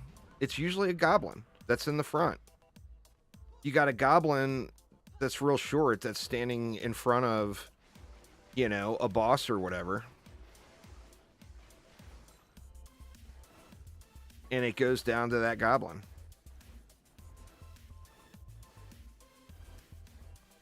And then it's also the projectiles in the air. If its target dies, they tend to go off in weird directions.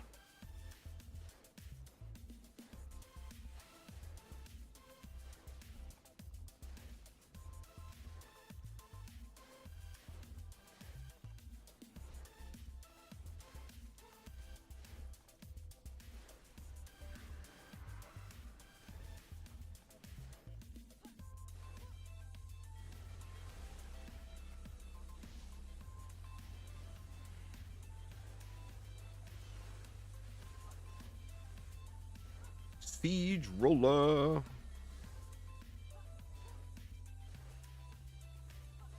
A lot of the towers do that too. They'll have projectiles. The fish do that real bad. The towers will go off in weird directions.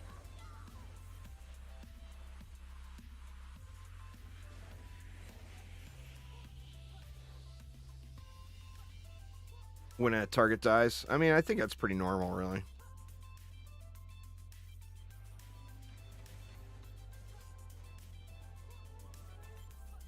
For single target shots, you can get a lot of damage out of ability power builds. I've got a halfway thrown together hero damage build here. That I'm not, we're just playing expeditions, so I'm not like swapping and keeping my swap chips up and stuff like that.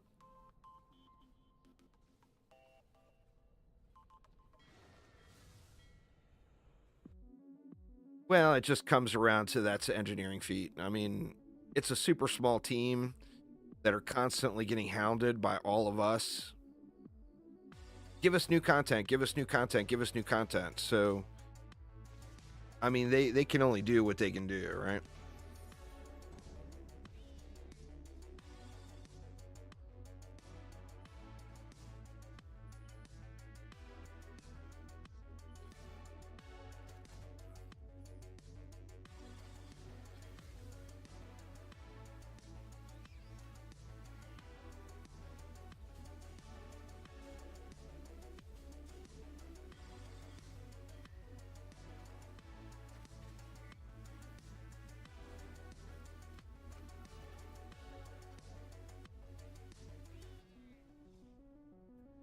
I mean, I'm grateful. That's one thing everyone needs to be with DD2 is grateful every time we get an update.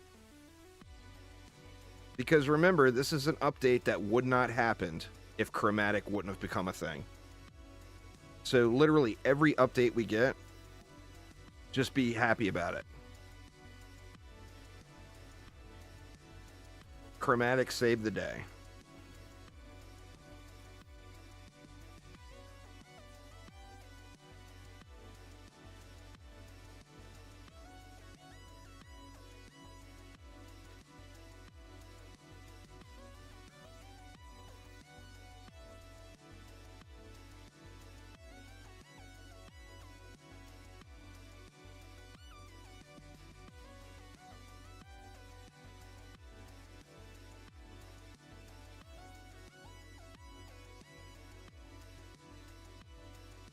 Running out of mana moving shields when using on a holy fire.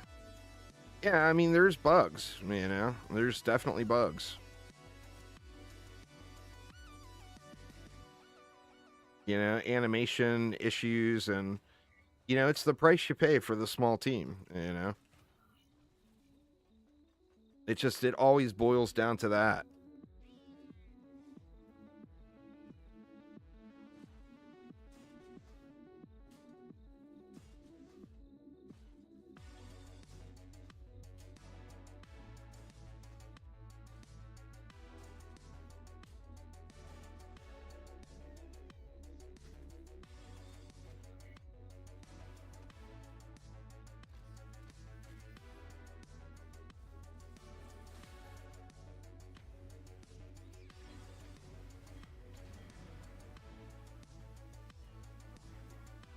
Yeah, it stacks. It's really good. The thing with the werewolves is that the shard that gives it a chance, rebounding strike, is that what it's called? That gives you a chance to not take damage, is so absolutely incredible. But yeah, the other one works great. I usually will swap to that if I'm using gargoyles, since the gargoyles have such limited range. And then you can get more damage out of them.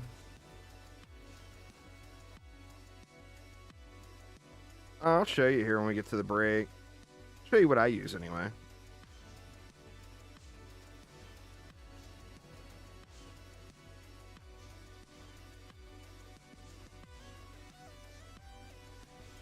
Doesn't mean that's what you have to use, but that's what I'm using.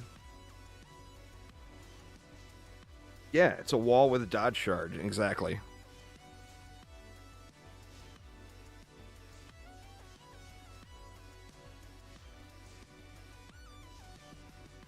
And it's already such a tanky wall, you know? So having a dodge shard on top of it, is it overkill? Probably. Is it still badass? Oh, yeah. But yeah, rebounding strike. Attacks against the werewolf commander have a 20% chance to do no damage. The 600% physical damage to the attacker is not really that big of a deal, but the 20% chance to do no damage is huge. And then use defense rate, so you got the attack speed cap, and then automation, so he's constantly healing himself. Just crazy good.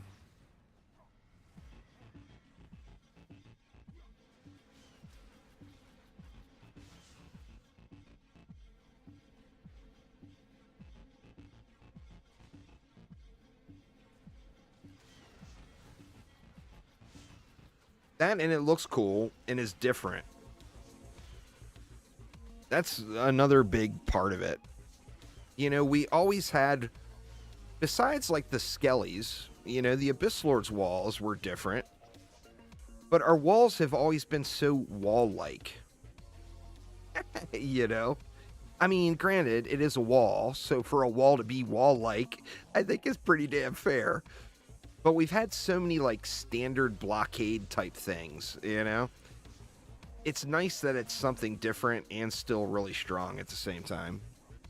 I mean, it's expensive, so you gotta pay for it. And then I got a target dummy set up in the tree. But normally I'll use one of those three. Either the werewolves, trees, or target dummies. And then occasionally I'll use the mystic walls.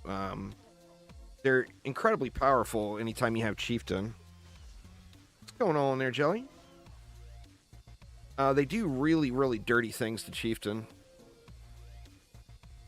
But then when I use those, I just yoink this relic off of my werewolves and throw it on there.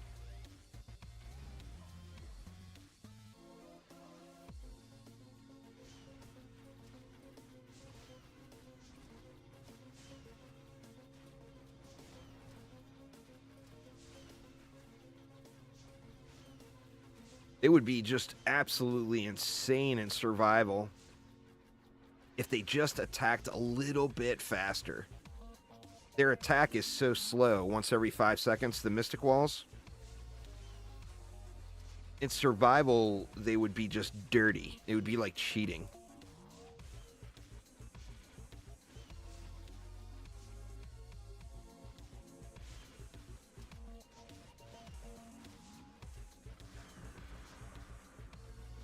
But it's hard to, you know, as far as the chieftain issue and survival, it's really hard not to just go with Earth Shatters. They work so well. There's no downside. You can put them in the back, so you don't have to worry about them getting wrecked, you know?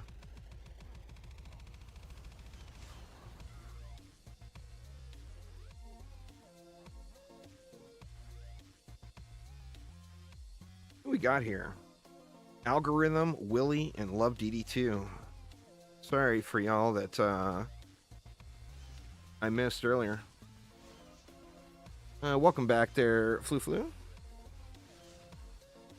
Pretty much just chilling too, Jelly. Trying to get my weekly done. It resets in what? 3 hours and 24 minutes.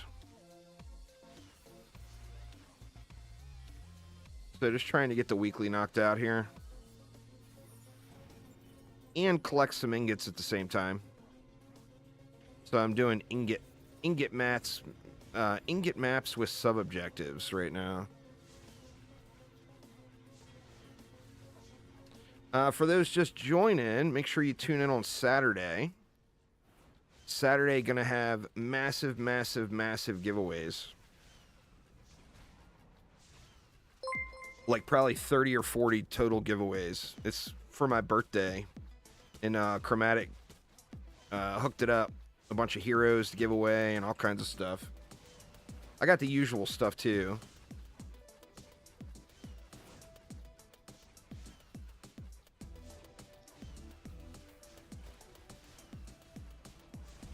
Oh, thanks, Andreas.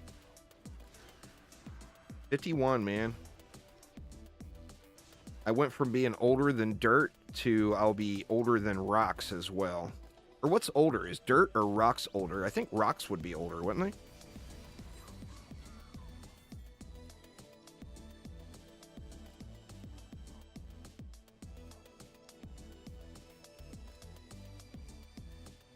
I'm not sure. Whichever is older out of dirt and rocks, though, I'll be that old.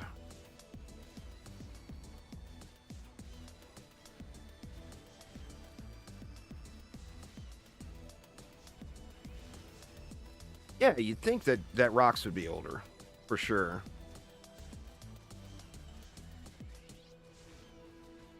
And I just knock him back past the... Yeah, we're good.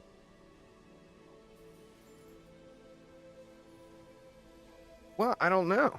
I mean, we would have to consult somebody a little stronger in the world of geology. Is dirt crushed rocks? I mean, I would think dirt is crushed rocks. And I don't think rocks would be compressed dirt. But I am also not very good in the geological world.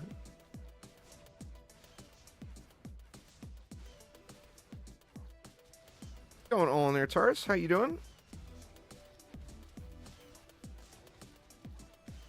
Dirt implies macrobiotic breakdown. Crushed rocks is just dust and gravel. But, Chuck Trek, what came first? That is the real question. Use walls. Taurus. Rocks and dust came first. There you go. Problem solved. That's how old I'll be on Saturday. Older than rocks and dust.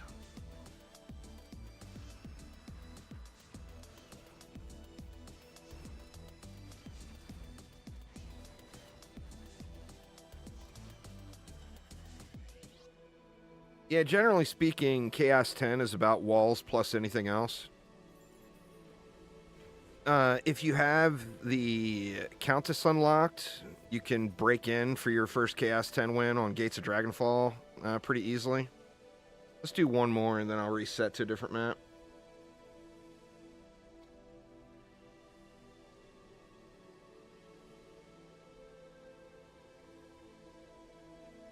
Motherly Instinct has got many different build varieties, but Motherly Instinct is huge.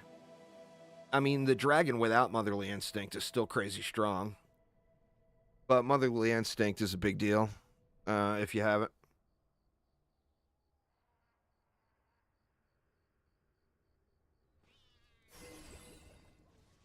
Wow, that was weirdly loud.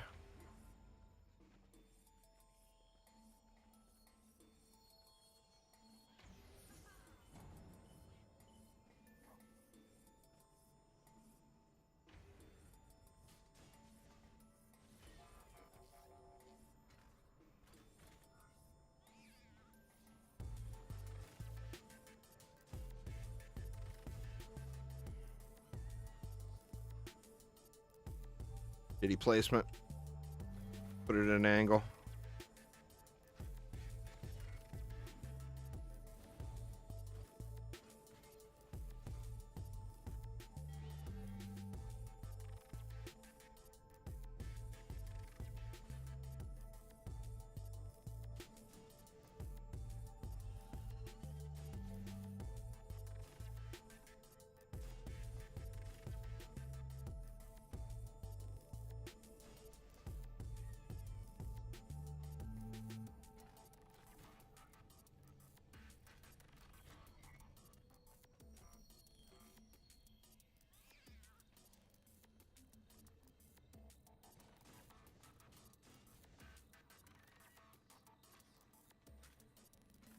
I keep getting closer and closer every map.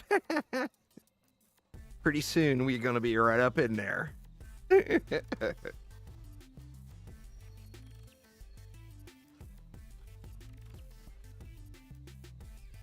Nether archers are a great choice. Walls plus anything else for Chaos 10 is the general rule.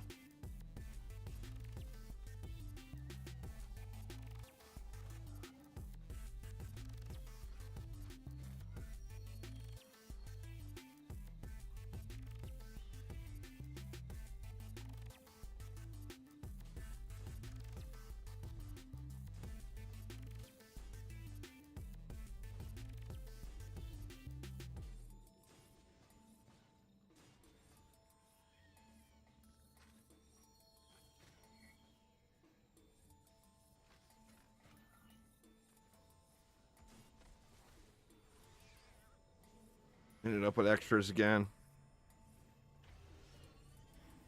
This one will be the boss lane. We'll throw a boost star there.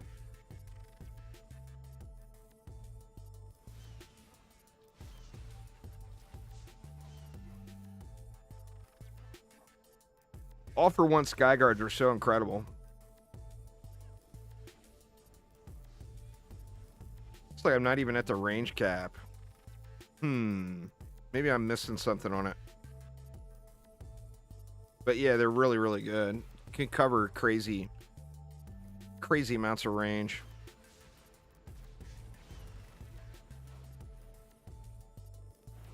Yeah, I must have taken something off, though. The DPS Dryad, in my opinion, is best played as ability power, but it's not one of my favorites. I'm not a big fan, usually, of throwing stuff on the ground. Uh-oh. Oh, shit. We lost a sub-objective. Let's just bail and restart.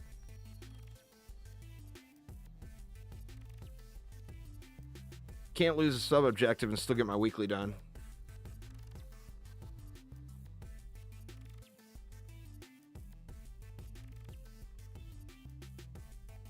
Thanks, Sir Flu. Appreciate it.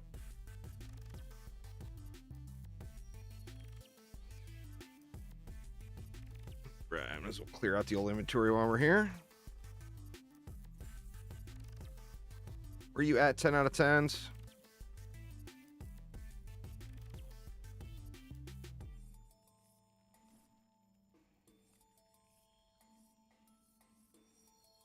Not in my bag. Ew.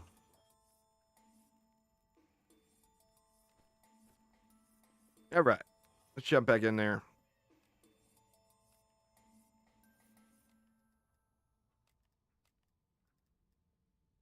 We don't have a sub-objective on Dead Road, right? Oh, yeah, we do.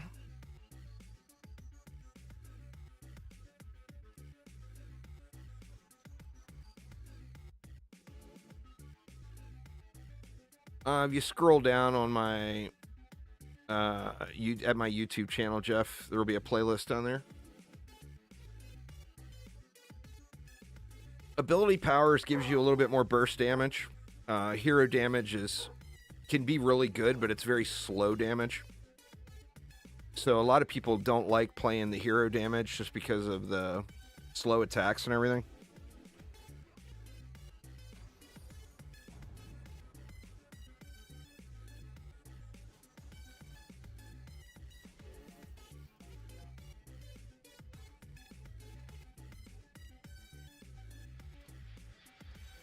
What I use on the Elder Dragon is that.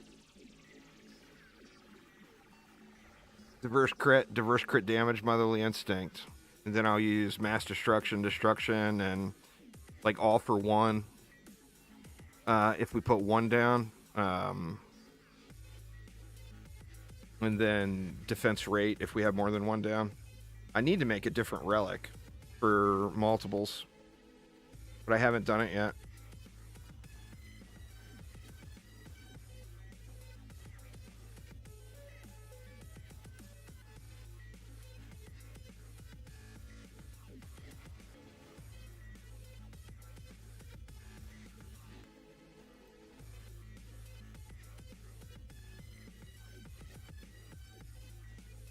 I must not have placed those werewolves well over there or something.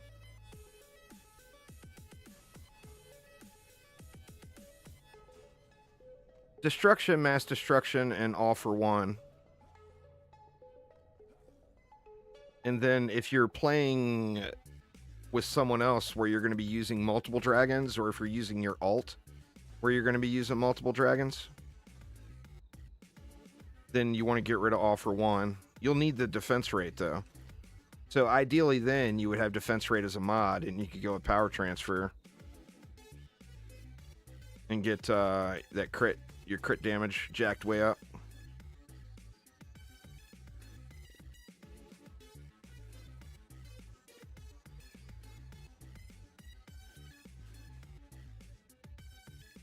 Because your gear score doesn't mean anything.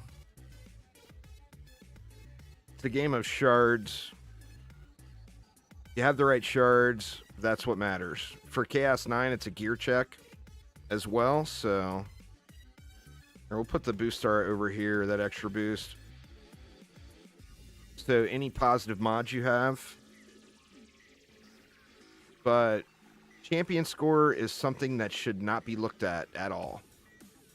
I mean, obviously, you have to look at it for judging when you can get into the next tier when you're progressing. But it is not a determination of how good anything in your build is. All it is a determination of what the gear score of the items you have equipped. You could have a bunch of junk items, you know? What am I missing? Oh, I never did the Skyguard.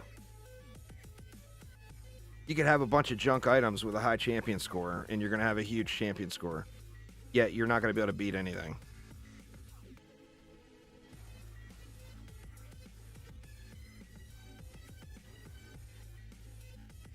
Why was my Skyguard not maxed? Oh, wait a minute, it's not buffed now. 10.9, it's even lower now.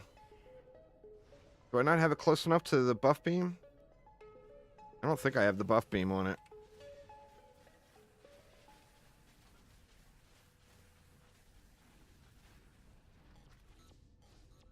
What the hell?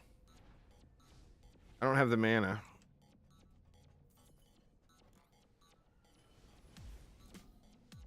Yeah.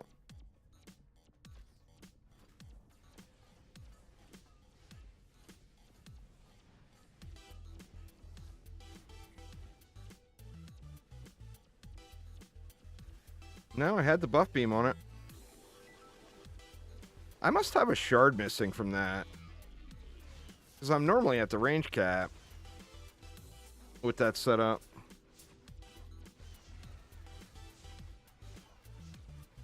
Looking forward to my birthday? Yeah.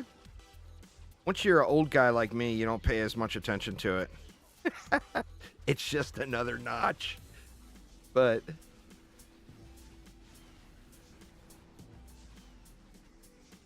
another notch on the belt. Oh, there we go. I don't have all for one on it.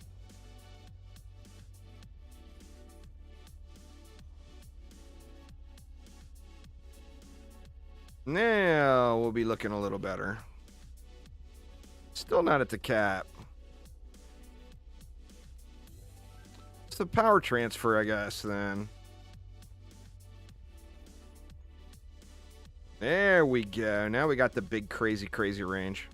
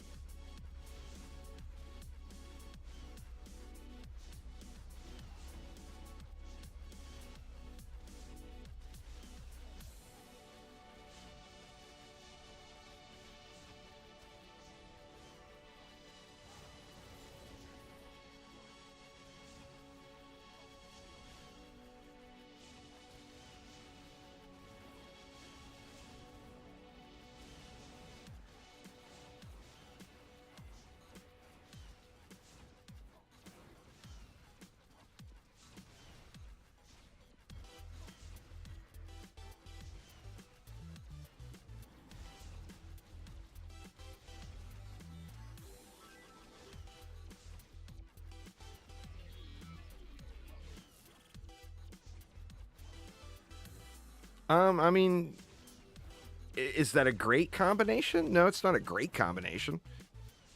Will it work? Yeah, sure it will.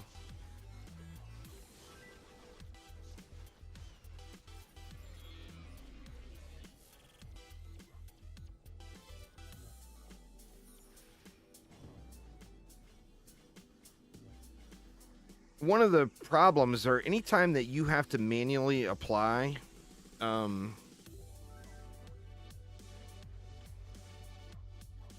DD1 or DDA, I don't like the art style in either of the games. I mean, the graphics are obviously way better in DDA. It's a more modern game engine with things like texture and better textures and lighting and, you know, the various GPU optimizations. I don't really personally care for the art style in either game. Part of that is DD2. I think DD2 looks so good, it makes the other Dungeon Defenders games not as visually appealing. As far as the art style goes. Now, even that level, as far as the actual graphics quality, between DD2 and DDA, DDA is way better. It's a more modern engine with things like lighting and shaders, etc. But the art style in DD2 looks so good that it trumps that, I think. In my opinion, anyway.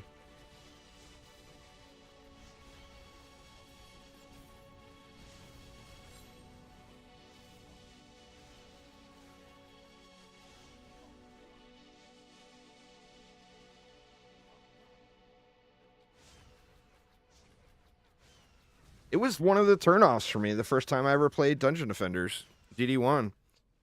I was an Orcs Must Die guy. And I played Orcs Must Die before I played Dungeon Defenders. And the first time I played Dungeon Defenders and I saw all this bright stuff and the little kid heroes and all, I didn't like it at all.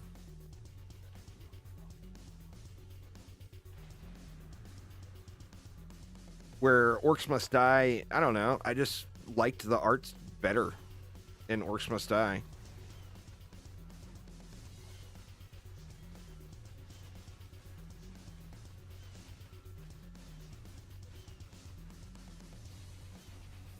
But, I mean, there's a lot of people that, you know, we all have our opinions on that.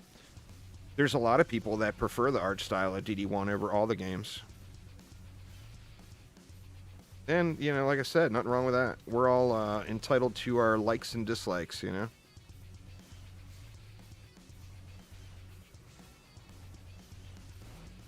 The problem with the art style in DDA is it was created with the Switch in mind. So everything looks like it's plastic to me.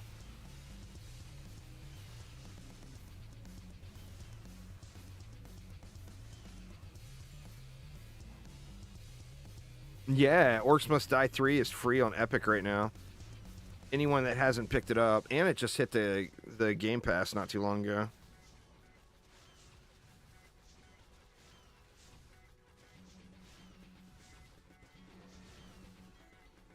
Orcs Must Die? Orcs Must Die is an action defense game, yeah. It's kind of like, it's the same genre as Dungeon Defenders. It's a very different, it's a more skill-based playstyle. There's no loot, so it's less about the loot grind and more about the actual strategic value and skill level of the game.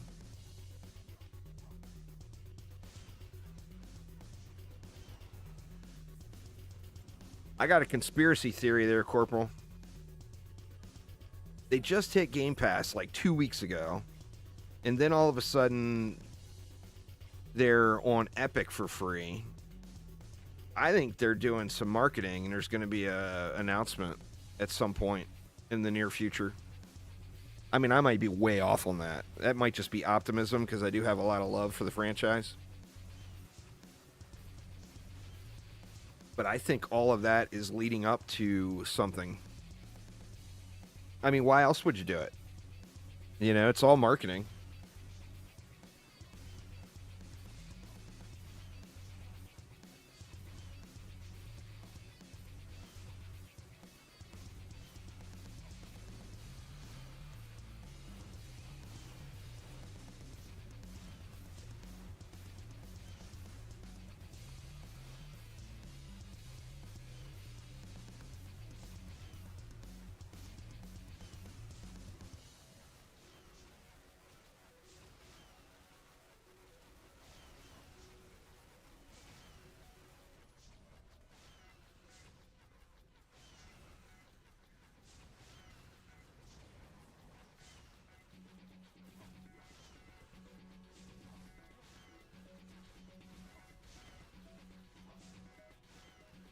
I just did it on that new player progression series.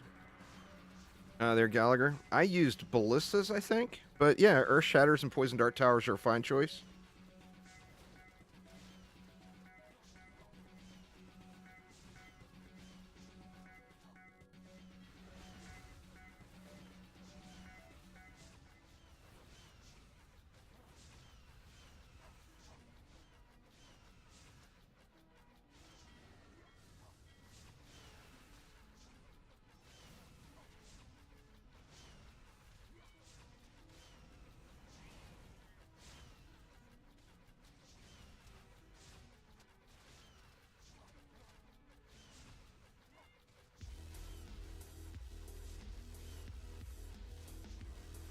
Well, yeah, Epic giving away free games is pretty obvious. It was to try to take some volume from Steam because when Epic first put out their actual storefront, everyone hated it. Everybody was like, "What the fuck? Why would I bother downloading another platform when Steam has all my stuff?" And they gave people a reason to sign up for an Epic account. I mean, it's just simple, pretty straightforward to it. Basic marketing. That and Epic's not, knowing how game developers work, I would assume Epic is not the one that's taking the hit on that. The game developers are providing their game for free through Epic, and getting something else out of it is what I personally would bet. So Epic's not losing anything by doing that. Or not much. Now, obviously, I don't know the actual contracts, but that would be my guess. They're providing some benefit for Unreal Engine or something along those lines to make it so that a developer is willing to provide some free codes. But yeah, it's huge, man. I think I've probably only actually paid for maybe 1 or 2 games on Epic. And I've got like 50 games in my Epic library.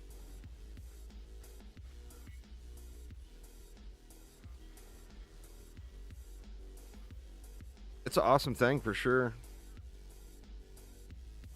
1 sec there, y'all. I gotta build this real quick. Give me just a moment.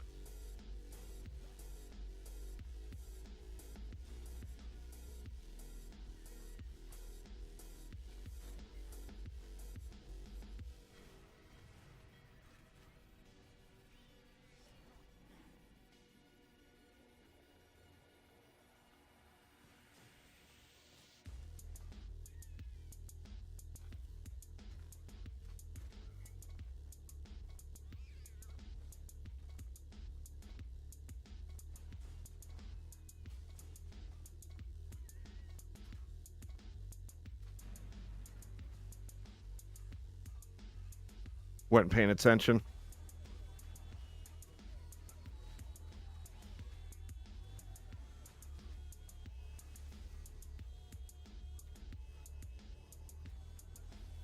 The true test of the dog. Will the doggo make it, or will the doggo get handled?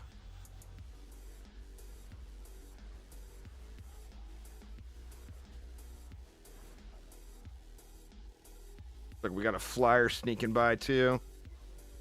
You know, he got.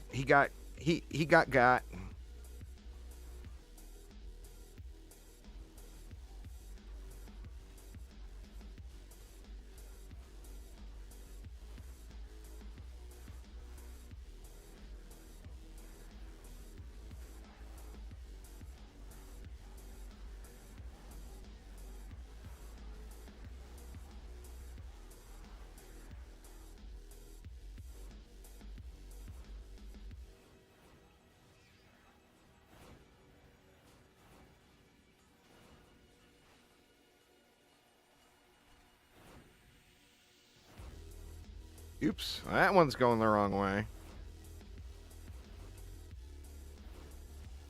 Not gonna do me much good facing that way, huh?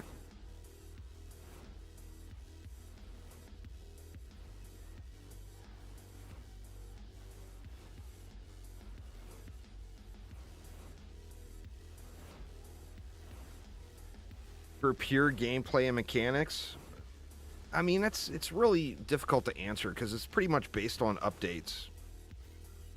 I mean, they're all grindy games. I've grinded a ton in all of them.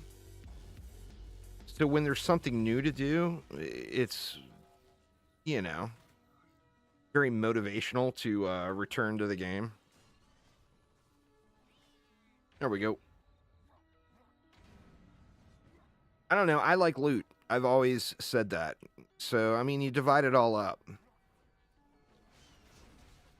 For the art style, I like DD2 the best.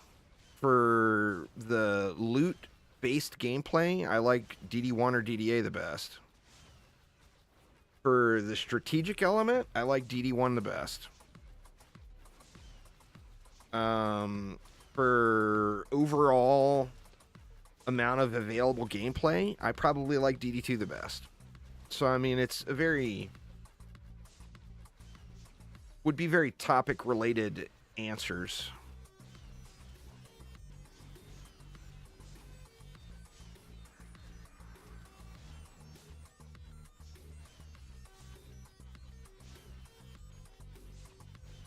I like the fact that I've got thousands of hours of gameplay in DD1 and have only spent like $20 on the game. To me, that is huge. Now, in DD2, the amount of money I spent, a lot of it was giveaways and stuff like that. So it's hard to really judge that. But although I've got 5 times the amount of gameplay in DD2 than I had in DD1, I've also spent probably 200 times more money.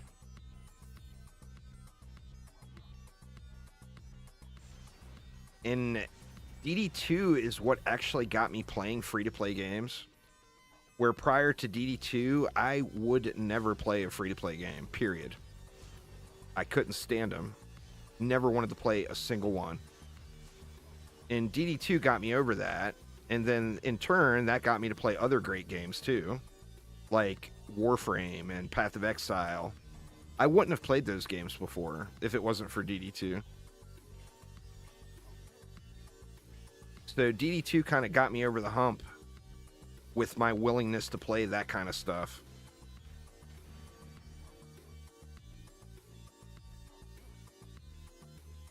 PoE is an incredible game.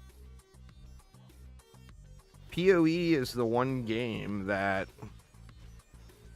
if I would have started my YouTube channel as a PoE streamer and content creator years and years and years ago, I think I would really be enjoying PoE just as much as I do Dungeon Defenders games. And I think my channel would be 5 times the size. Where, although I do love playing PoE, and all ARPGs for that matter, I love playing ARPGs. When I do play ARPGs, it's playing it just for me. And no one watches the videos. And I have to drive more Uber because I don't make any money.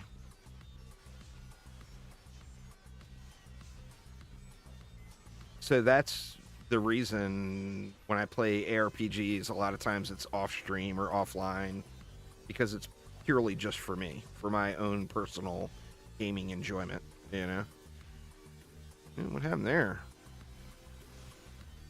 Oh, Cyclone Shaper happened there.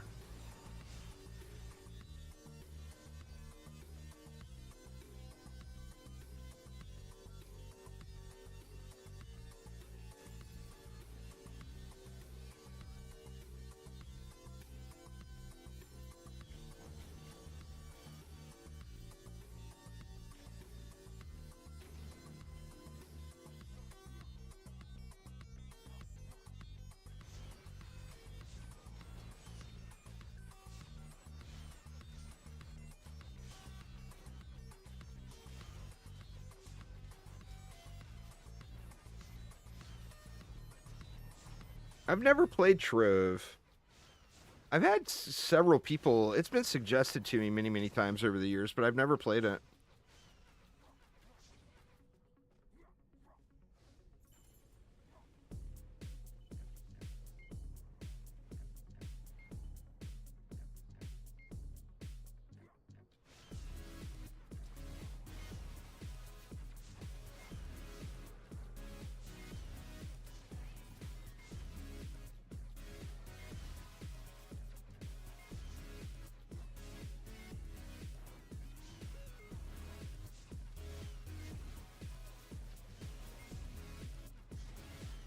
From what I've seen of Trove, I would probably enjoy it.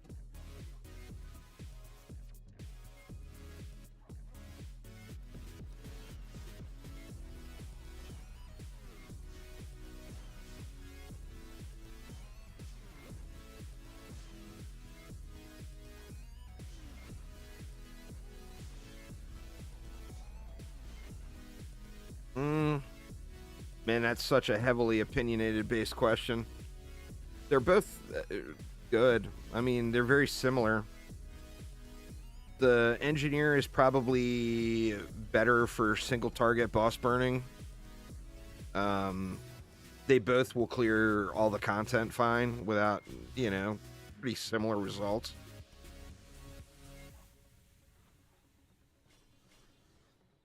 That's a tough one. I mean, I personally love the hunter, so I'm biased. But the engineer is really good.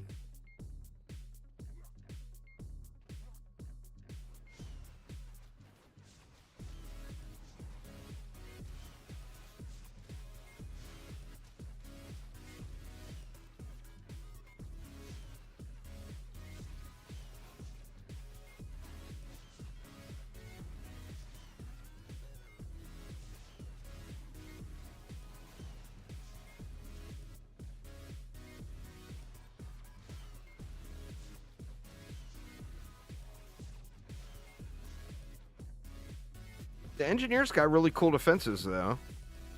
The Magnites you never see anybody use anymore, but they're incredibly good and fun to use. Plus, they automate siege rollers. The railgun I probably use the most, and it's just got massive, massive cool factor to it. Plus the big booms. The sentries got the fireworks show going on with all the bullet spray,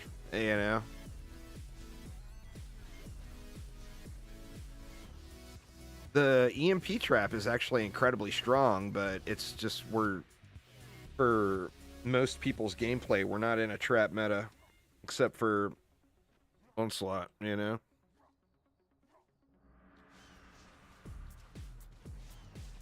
thing with the Sentry is it's a low cost, so it gets big upgrade value. The amount of AoE it does is really bad. That rocket doesn't do much for it. But since it's 30 DU, you get a ton of upgrade value out of it, Alright, let's bounce out of here and pick a different map.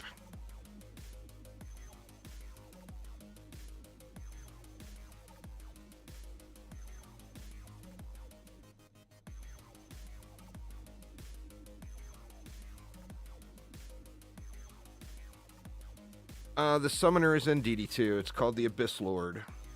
They changed the name of it because they couldn't deliver what the summoner offered in DD1. It was directly confirmed by the lead designer of the game at the time when it came out.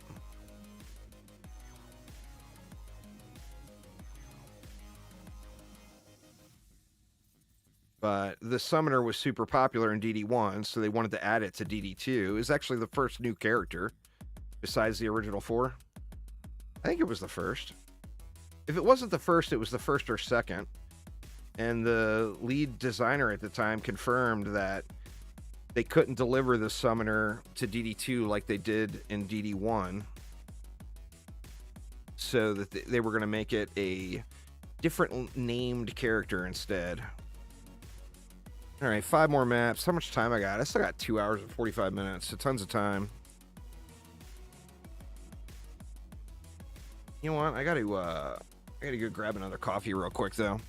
Give me 1 sec, y'all. I will be right back here in just 1 moment.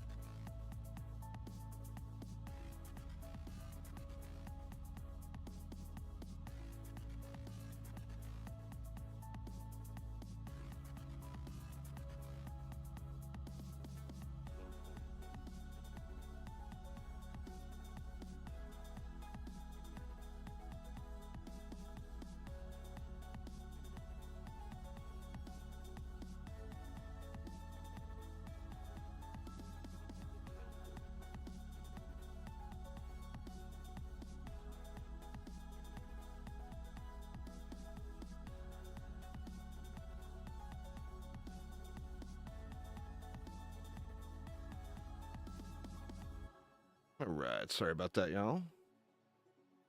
My wife was out in the yard, so I had to actually make the coffee myself.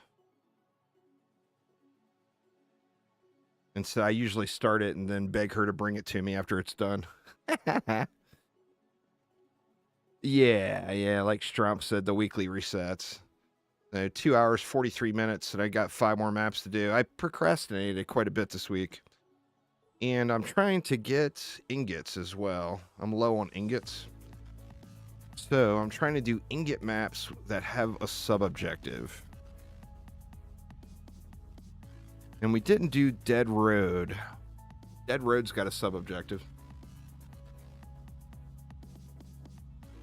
Let's do some Dead Road.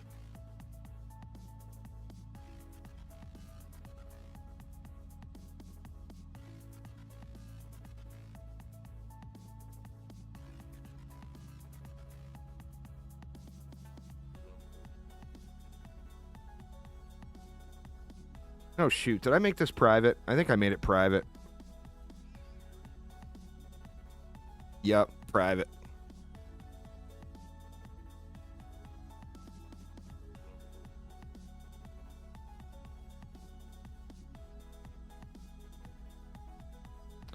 The Squire's Ballista and DD1, their Jan Paul is a thing of glory, no doubt.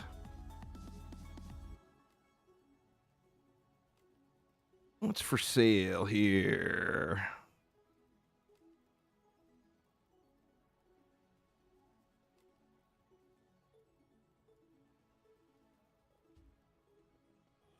Nothing I need at the moment.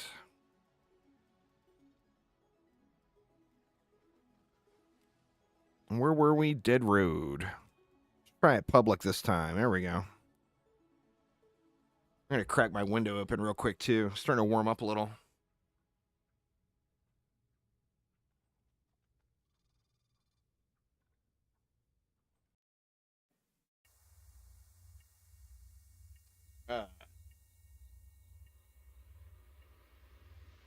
Oh, but it's not. The DD1 Ballista is way more glorious than a Sentry.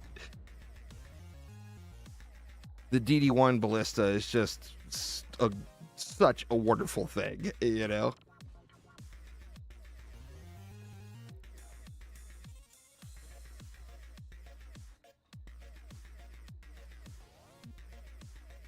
How do we want to do this? I want to put them up here.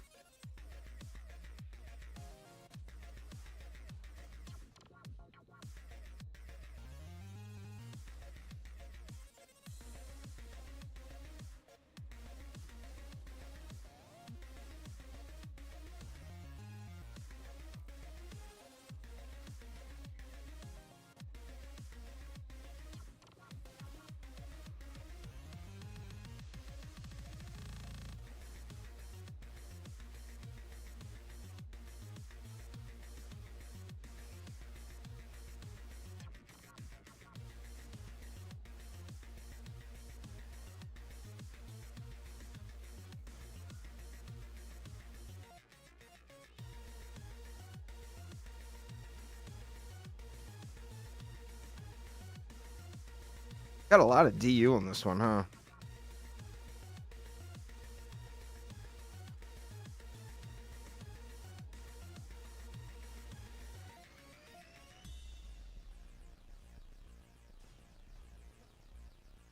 Throwing something up here to help out with the flyers too, even though it'll get froze up through the majority.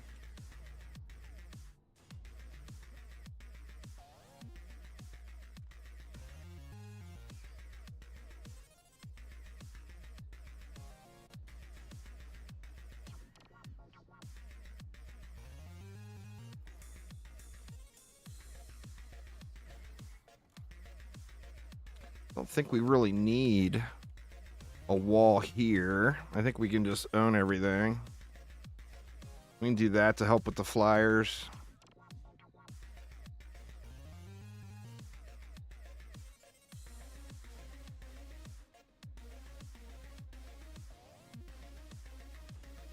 Yeah, we still got a ton of DU.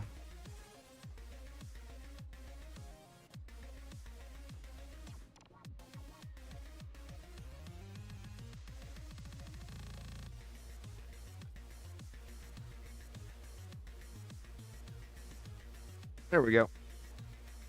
I think any dive bombers out of that lane might be an issue. DD2 added more elements or reactions. I think it's probably past the point for that stuff. You got to remember that DD2 is on a really old infrastructure that struggles right now.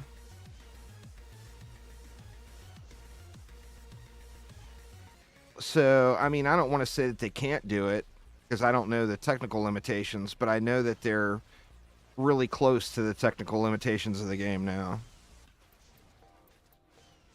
So, I mean, other than maps and maybe a different game mode, I think we'll get, obviously, I think we'll get a ton more heroes. But I think we'll get more heroes that can basically use things that are already existing in the game with different art, would be my guess.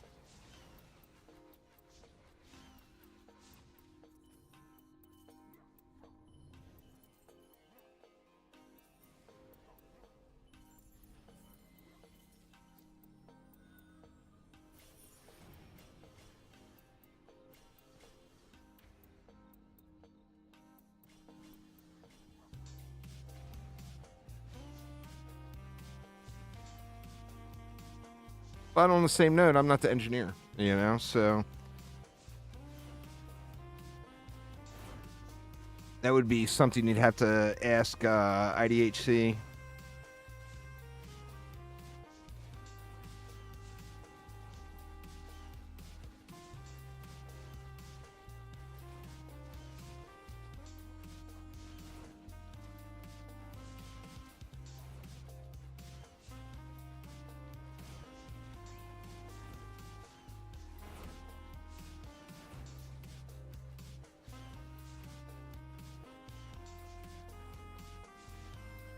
IDHC knows all the things.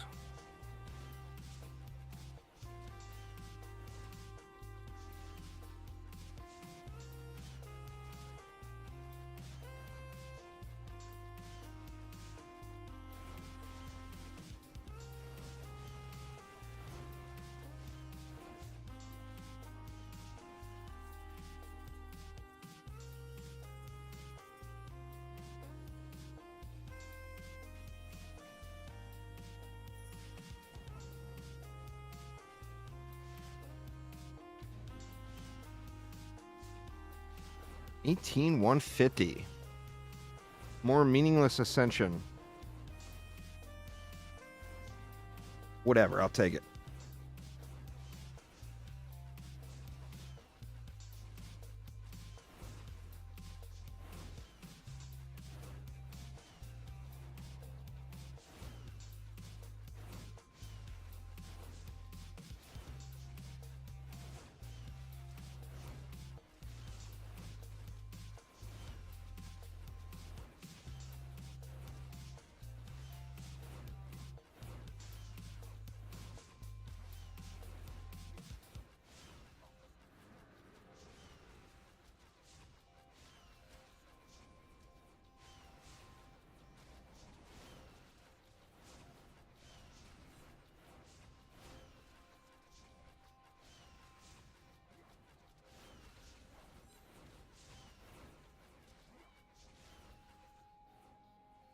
What's new with DD2? Haven't played in a couple years.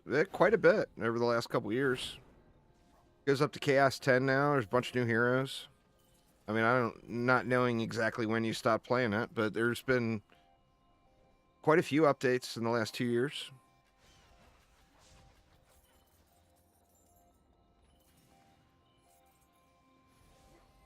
There was a big stat squish in the game, so when you come back, don't think all your stuff got nerfed into the ground. It was just stat squish across the board with enemies and heroes. But you might get a little shocked by your tooltips when you first come back.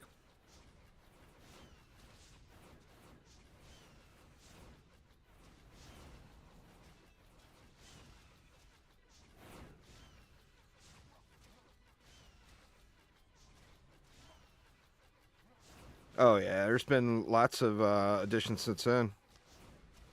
That's been more than 2 years. I don't know when Chaos 8 hit. It's been a good while though.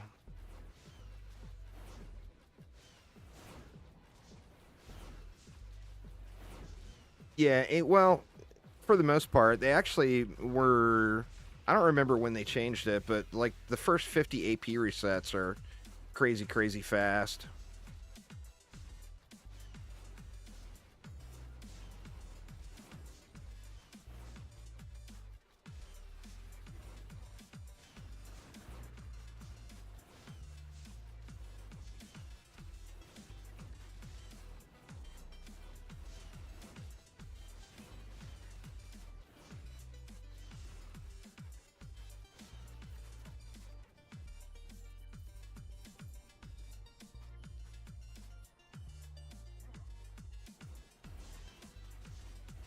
Well, they basically hired the Dungeon Defenders 1 Redux designer, the person from the community development team that did Redux and DD1, and gave him control over doing updates for DD2. So we got lots of good stuff. Lots of good stuff.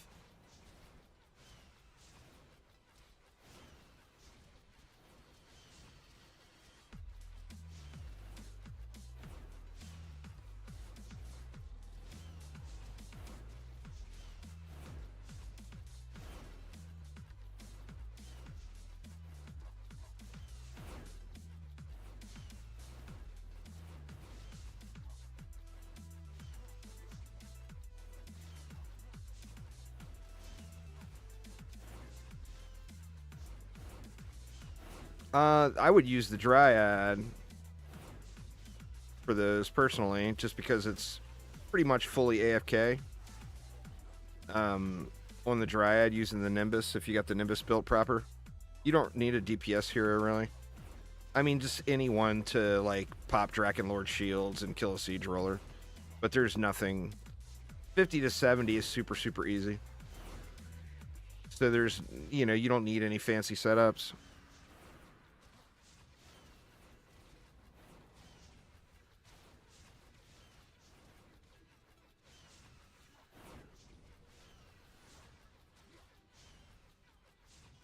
I don't enjoy playing the Starfall Dryad, so I wouldn't play the Starfall Dryad.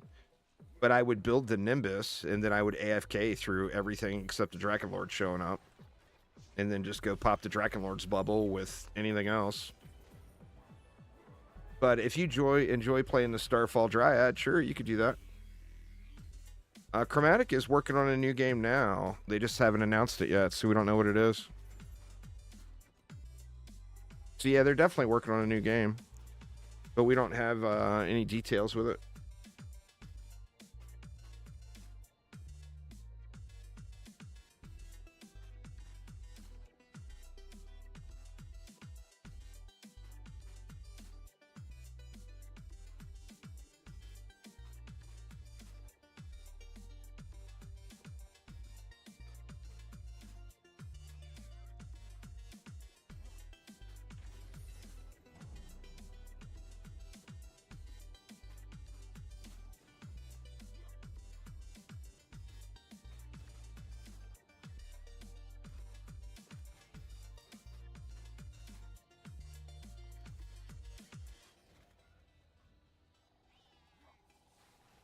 I would assume it would be a Dungeon Defenders game. It's the only game IP that they own.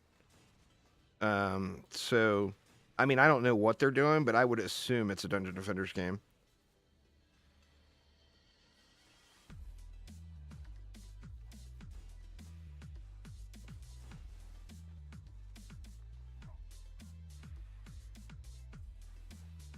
God, man, I place these all kinds of whacked, huh?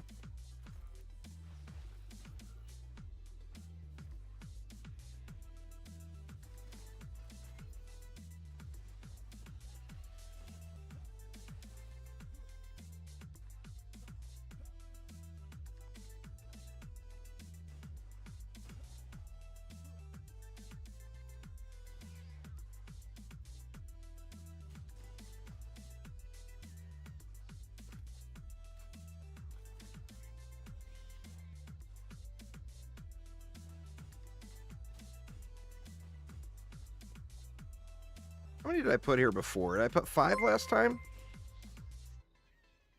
Thanks for subscribing there, Goizino. Sorry for massacring your name. But I do appreciate it.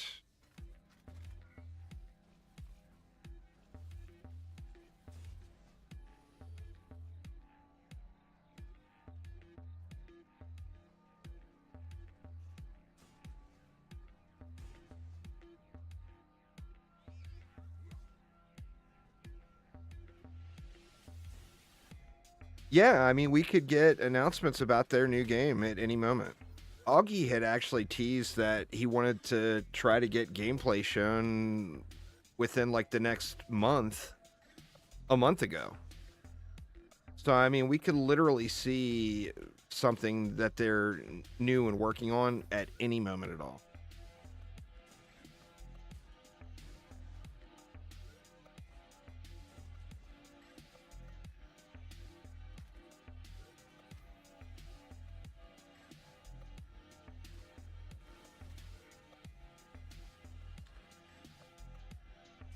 Nah, it's pretty much done. I mean, they haven't publicly said it's done, but they've kind of beat around the bush a little with it. DDGR was a mistake. I mean, they've publicly admitted that. They tried to create a different game to appeal to a different genre. They put very little effort into it, reused all the assets, and then didn't market it at all. They tried to market it to tower defense players. So it was a good thought, but poor execution, you know? I think they should have made, if they wanted to go roguelite, I think they should have made a Vampire Survivors-like game. I don't use the Dryad actively. I can't stand throwing things on the ground. So, no. I won't put a video out on that anytime soon, I don't think.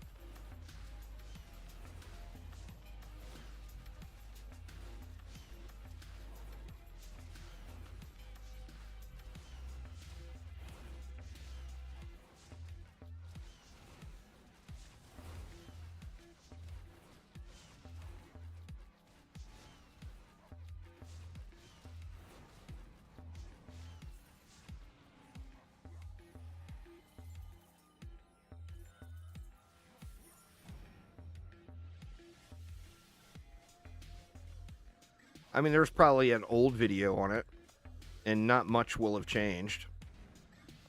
But, yeah, I don't enjoy playing the Dryad actively. I like her defenses. So I like building with her, but I don't really care for playing her as an active hero.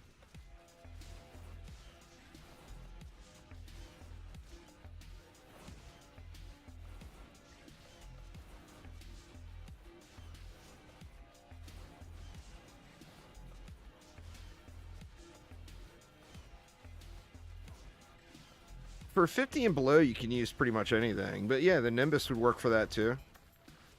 The thing with below 50 is you're going to be doing different things and not just jumping in and doing Onslaught maps. Like a lot of those resets, you'll only do 2 maps. You'll do 1 Onslaught map, 1 Expedition, and you're done. And you can use the Nimbus for both of those for sure.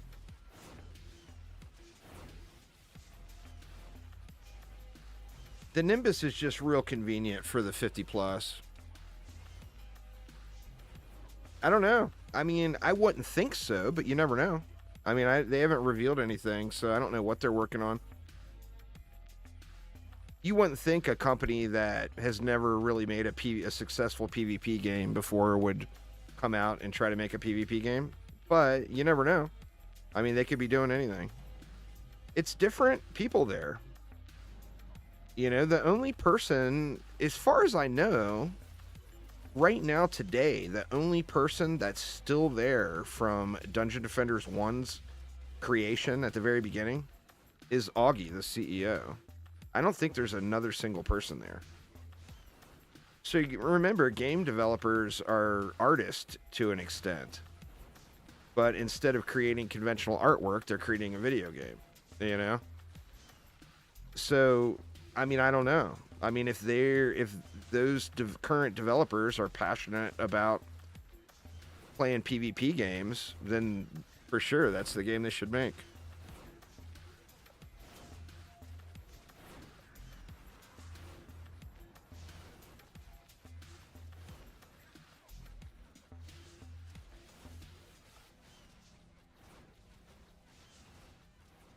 I mean, personally, I don't think Dungeon Defenders is very good for a PvP game. So, I mean, I hope they're not trying to make a Dungeon Defenders PvP game.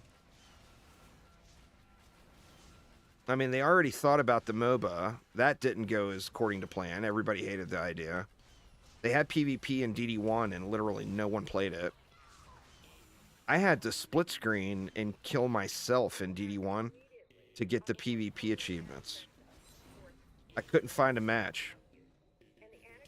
You know? So, I mean, you wouldn't think that stuff would be very motivating for them to make a PvP game. But, like I said, they haven't revealed it, so we don't know. Might be.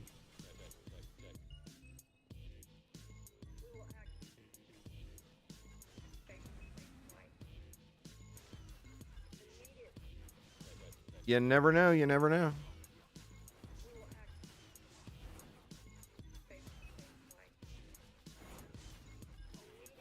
Yeah, well, I think they were trying to follow suit with TD battles.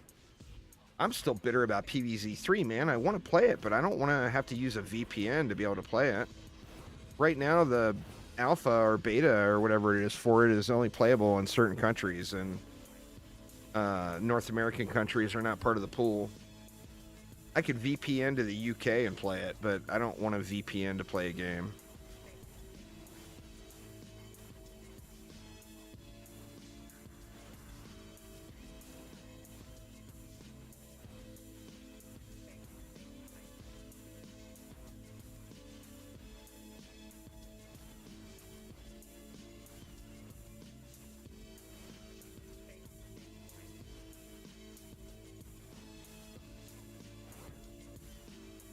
I've heard mixed things about PvZ3 as well. I think they went back to the drawing board a few times on that one based off of the feedback they had received.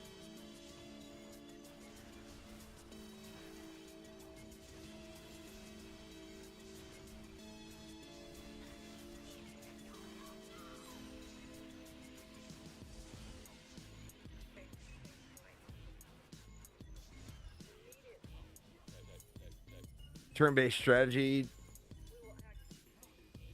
I don't know. I mean, as far as the Dungeon Defenders IP, I would assume they would make more action defense, but that's a big assumption.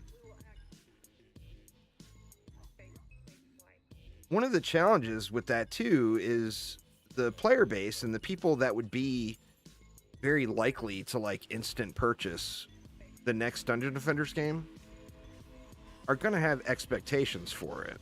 You know, they're going to want it to be an action defense style game. So slapping Dungeon Defenders on something and then making it a completely different type of game is definitely, I don't think it's in their best interests, personally.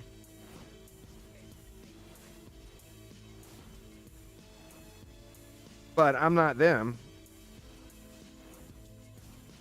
So they're not making the game for me. They're making the game that they want to make, you know?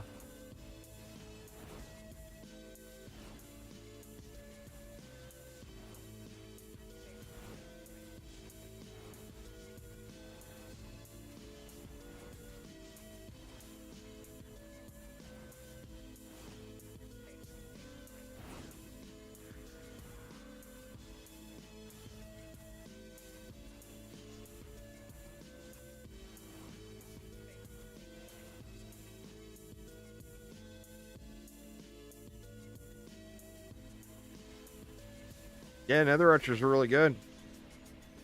I mean, anything will wreck rollers if you set up for it.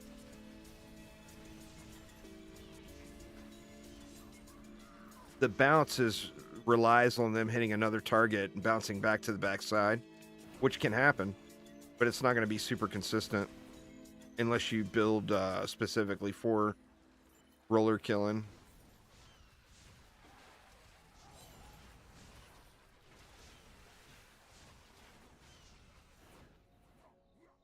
Most people would suggest either the EV2 or the Mercenary right now in 2024. They're out there, and you can't really go wrong with either one. I personally would probably choose the Mercenary, but that's based off of First off, if you want to play melee, or if you enjoy playing melee, the Mercenary is incredibly strong. But the Mercenary's defenses are really good as well.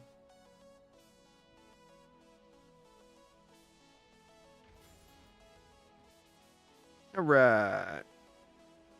Let's go back out and pick a different map. Nobody joined on that one. Nobody wanted to play the Dead Red.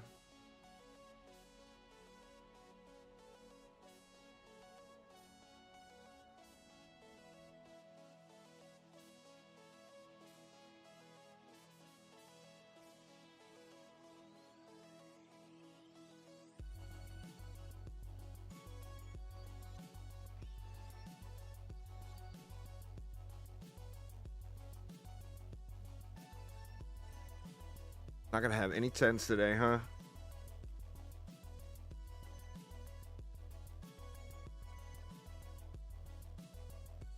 Not looking good.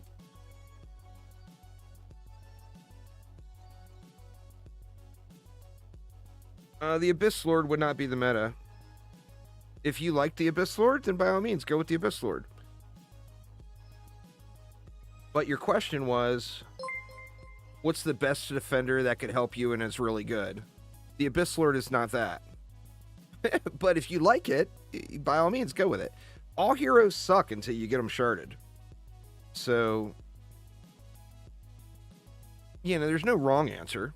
Eventually, you'll have all the heroes. So definitely use who you like the most.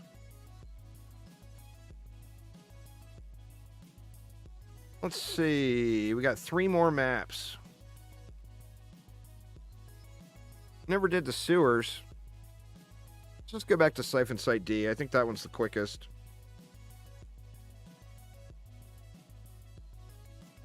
Thank you so much for subscribing there, Comarwin. Appreciate it. Oh, I couldn't name that off the top of my head. I don't know.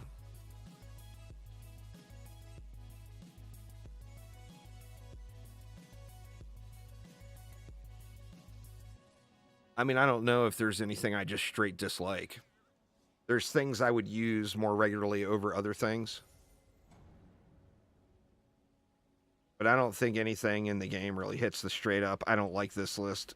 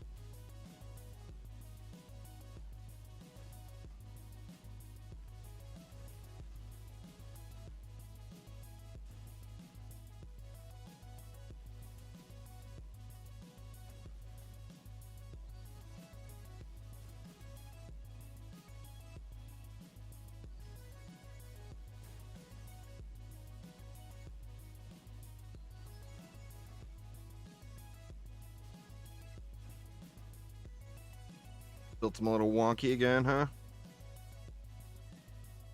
Should be alright.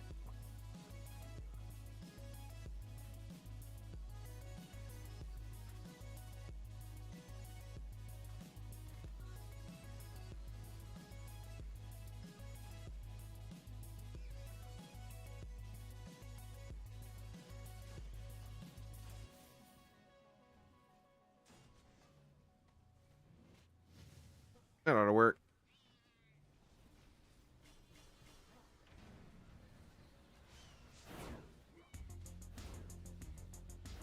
Fail jump for the loss.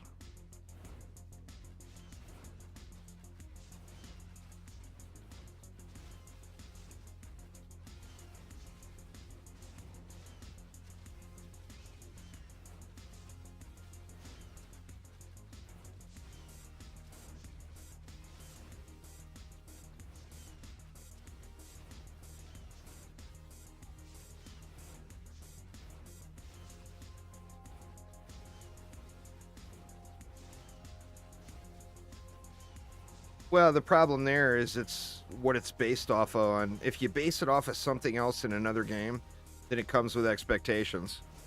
And the Genie in DD1 is an incredibly powerful tool for getting your map upgraded.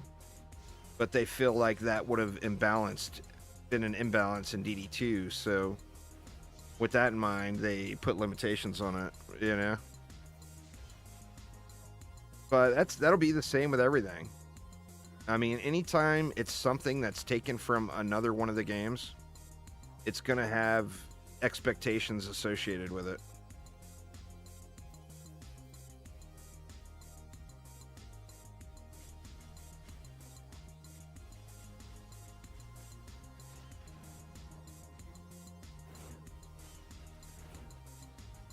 Something's good, you know?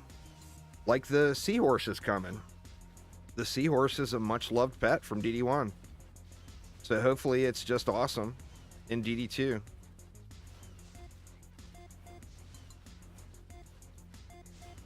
But since it is a much-loved pet in DD1, it comes with expectations.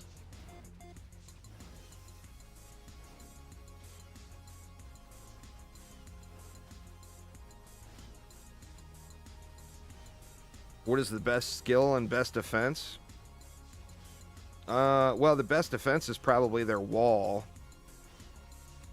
The archers and ramsters are both usable. The best skill would be the knight ability with the knockback. But remember, it's not a big damaging thing. It's a crowd control thing. So you're not going to be nuking things with it. But you'll be able to knock things back with it.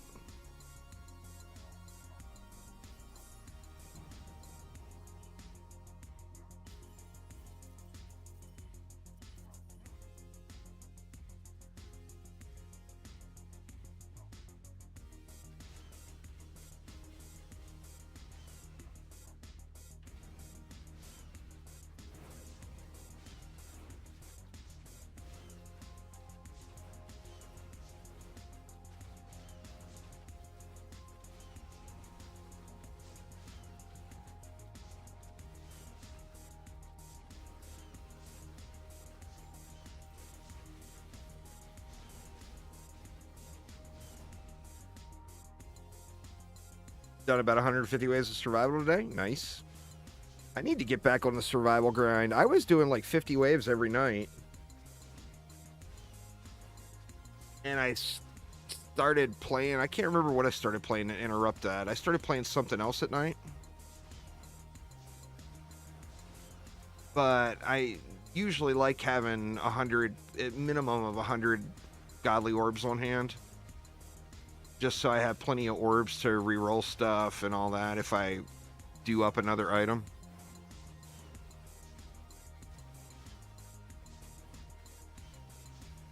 Only one chest and 150 waves? That's terrible luck.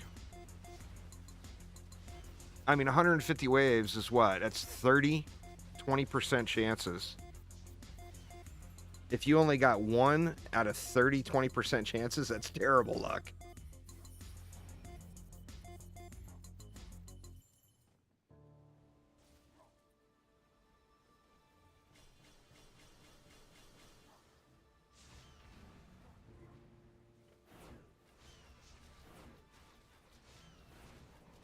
Somebody stole them. It wasn't me, but somebody stole your godlies.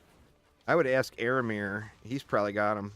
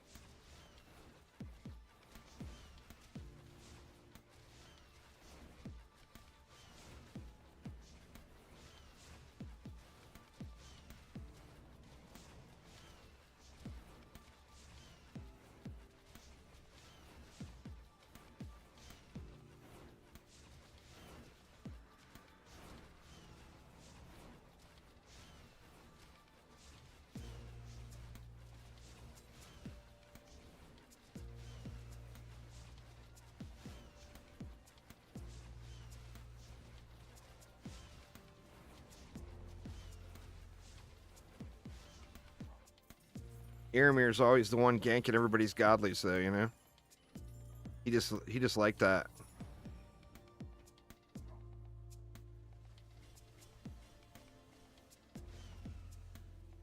I'm gonna play PvZ3.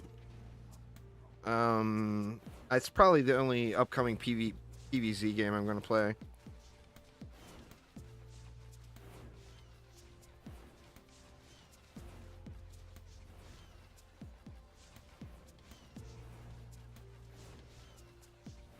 I want to play it right now, but I was meant crying about earlier. I just don't want to do the VPN thing.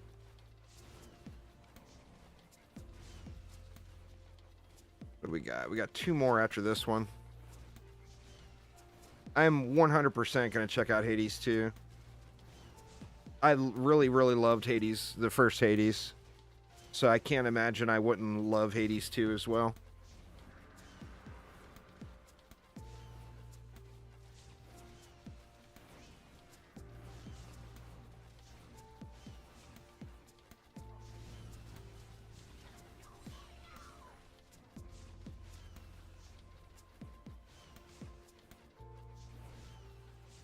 I haven't picked it up yet. I was trying to get a review code for it.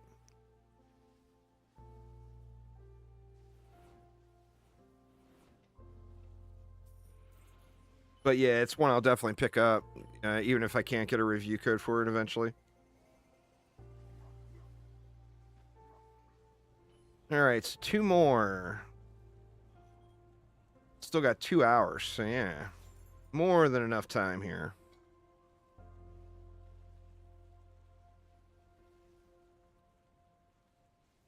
Have any of you all played Hades 2 yet? I played that little playtest thing they had going for it. I was awful. I didn't put a lot of time into it. But it's been since Hades 1, I think, where I played a game where I actually had to bob and weave a little bit. So it's definitely been a minute. Hades 1 was an incredible game, and I really like the art style in it, too. I think they chose a really nice art style for that one, and the artwork looks all just incredible.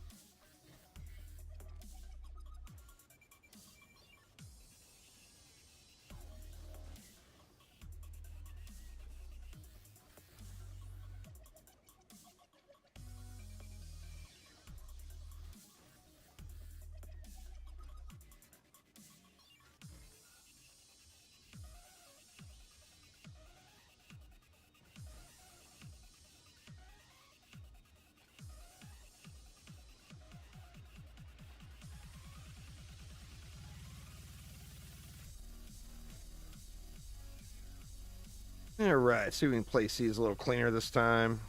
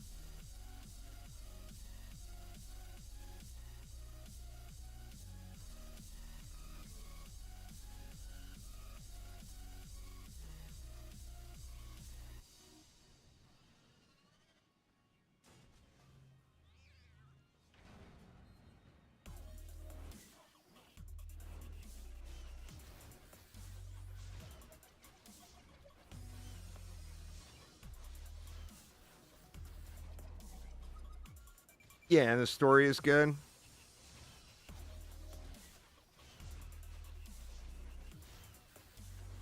I don't know. They really hit the mark with the first Hades, though. I hope it's as good as that one is.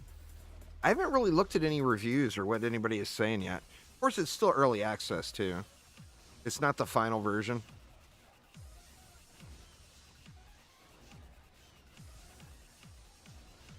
But it certainly looks enjoyable. Are any of y'all going to be playing 7 Days to Die at 1.0? Or are you guys all done with that one? When the crossplay comes out, I'm thinking about making a server for the Discord channel.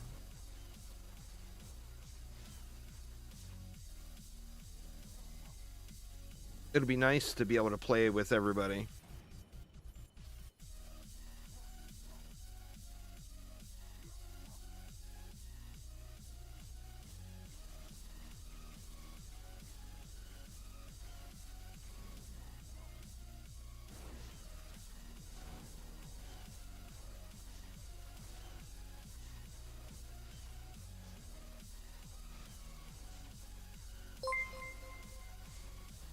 Diddy, thank you so much for subscribing. I do appreciate it a ton.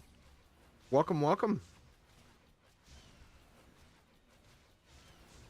Anybody just joining, I'm on US West. I got one more map after this one I got to do, but feel free to jump on in. It's a public match.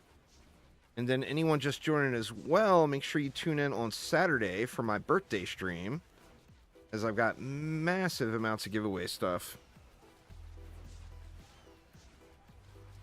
Got heroes, got the juicy items, got the RGB headsets and theater masks. But Chromatic hooked it up with a bunch of heroes for my birthday, so we'll have all kinds of stuff to give away to y'all.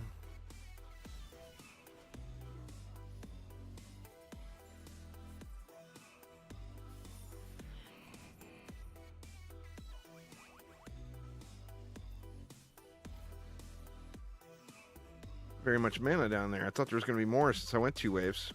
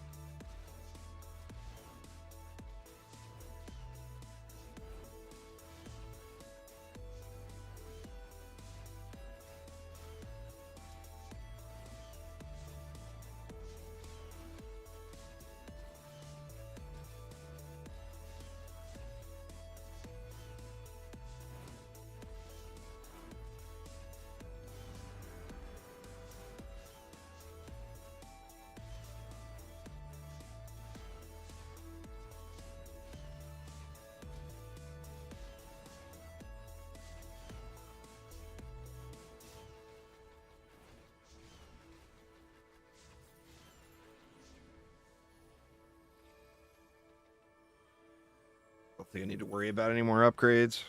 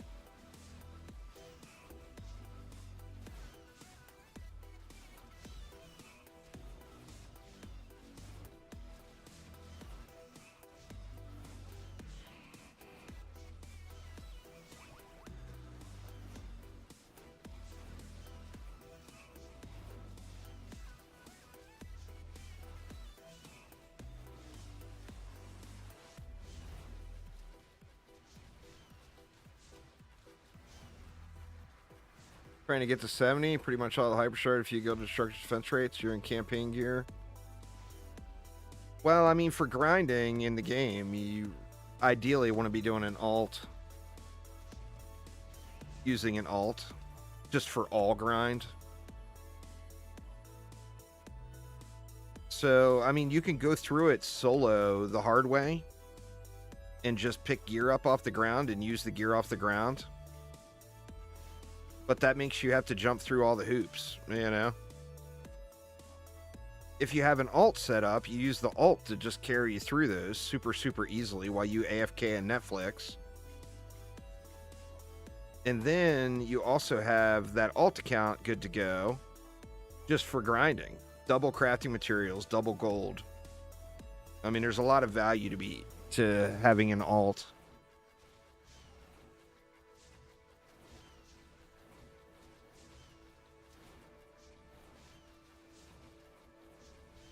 Well, you have to create a separate Steam account.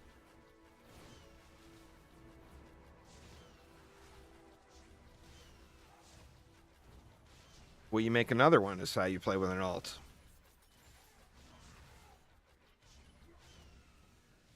So you make a separate Steam account, and then you have a separate Dungeon Defenders account. And you only use that alt just for carrying you in AP resets or for collecting materials. So twice as many crafting materials, twice as much gold. Yeah, on the same PC. Depending on your PC, you might have to turn your graphics down a little bit, but besides that, works pretty well. Yeah, you get twice the chance of a 10 out of 10 drop, twice the amount of gold, twice the amount of everything. And then a side benefit of that is you have heroes set up to carry your main through AP resets where you can just fly through them. It was taking me about 5 hours. Well, that's the thing is you're not really... Yeah, you run 2 instances of DD2 at the same time. And you invite your alt to the group. But remember, setting up an alt, you've got your main to carry you. So it makes getting up to a point where your alt can carry your main super, super easy.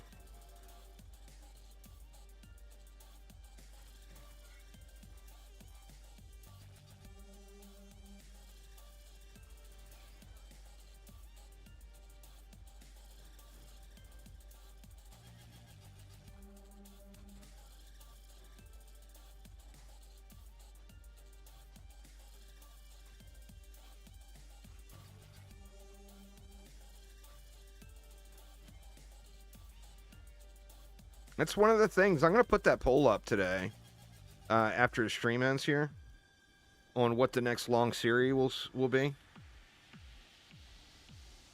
Yeah, exactly. And then the whole time that you're doing all that, you're also gathering double gold, double crafting materials, double all the things. And that's what makes it so crazy good.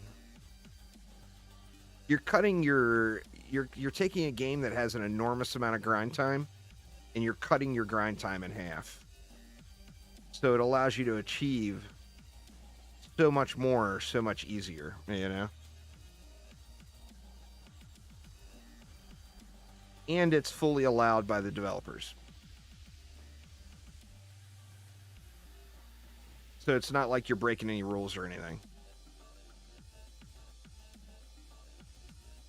I did something weird here, huh? What did I miss? I got reflect beams. I just did this map like 5 times, and now all of a sudden I do something weird. Oh, I know what it is. I forgot to put a reflect beam here.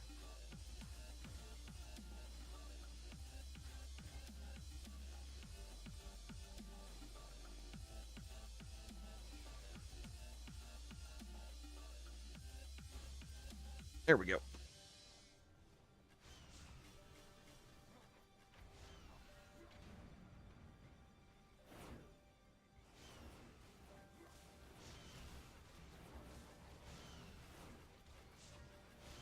Well, the problem is they can't disallow it because it makes it unfair between PC players and console players because consoles have split screen.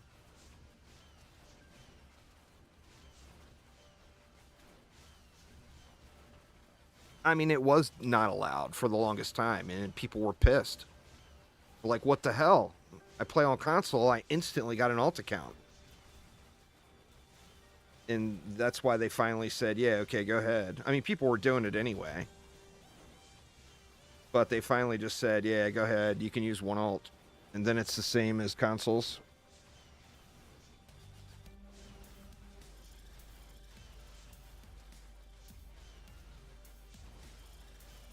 You can use either at that point, Waffle. Whatever you like. It's more about having whatever you're using having shards in it.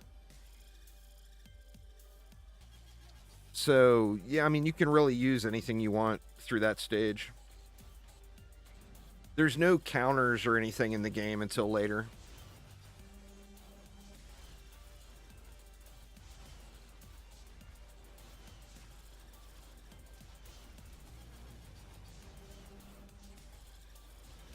Yeah, man, the amount of yeeting with these chieftain when they get knocked back is unreal. That dude went for a ride, man.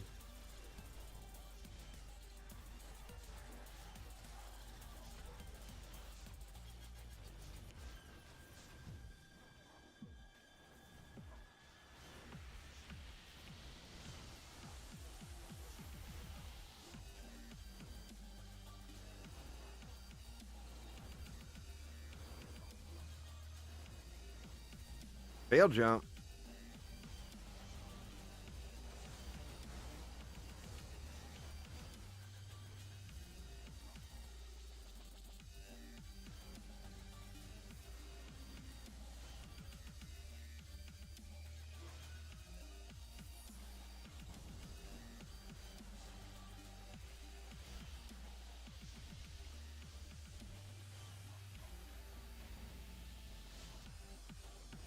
Harambe trying to knock up them chieftain.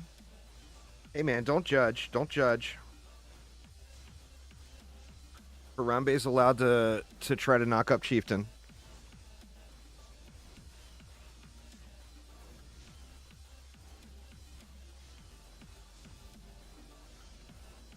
Everybody's got their own flavors of ice cream they like. You know what I'm saying?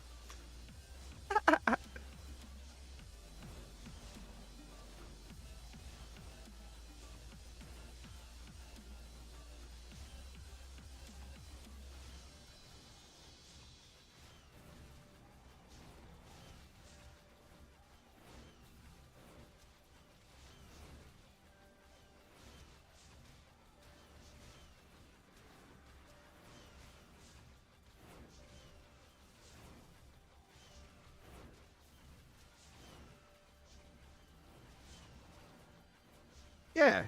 Yeah, absolutely. There's no reason to feel like you need to use that stuff. I mean, save all your stuff with 10 out of 10 mods and upgrade it up back up to Chaos 10 when you're all done with AP resets. But as far as going through AP resets, you don't want to spend all that, you know, to re-upgrade the stuff. Basically, do your first Onslaught floor, the 261, do that in your campaign gear, and then use whatever you get off the ground from that.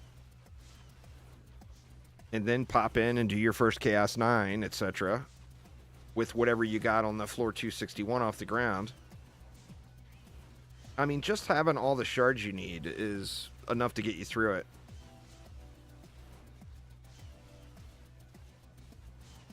You don't want to snooze on the alt thing, though. You really don't. There's no greater meta in the game than using an alt. It is, without question, the most powerful thing you can do.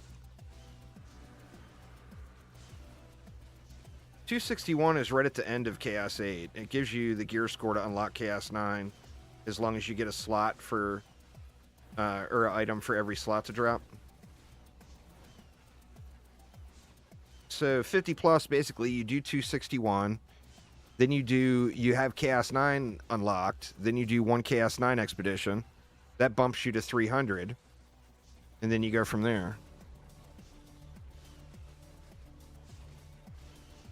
And then at 300, it's Chaos 9.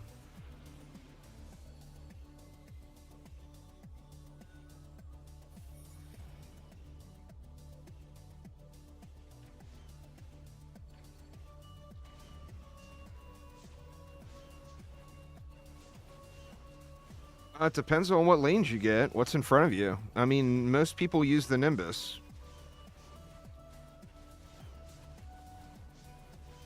Slap down some walls, throw down some Nimbus. It's going to be weak, but if your stuff is all 10 of 10 modded, you're still going to get through it.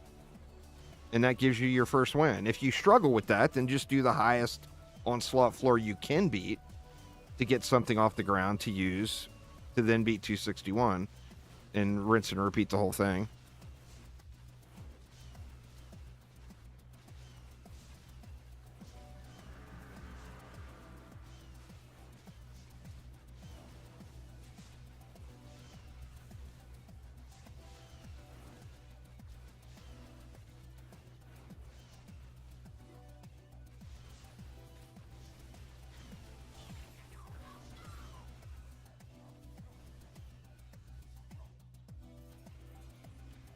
All right, there we go. Weekly complete with an hour and 47 minutes to spare.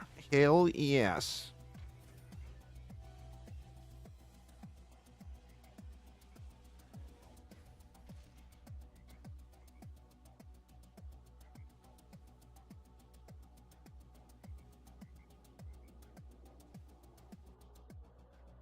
Very nice. Very, very nice.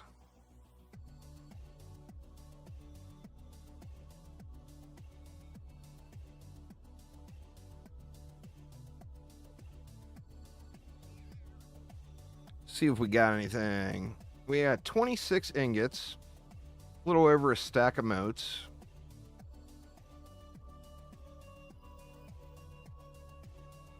Nothing good.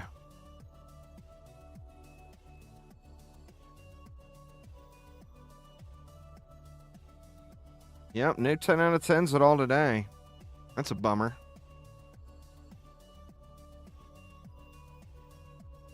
Let's see if anybody's got anything in town real quick.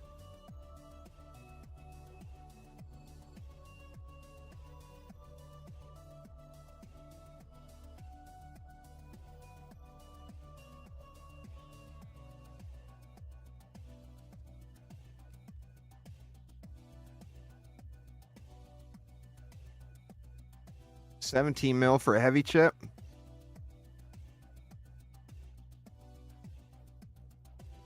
Good luck selling that one.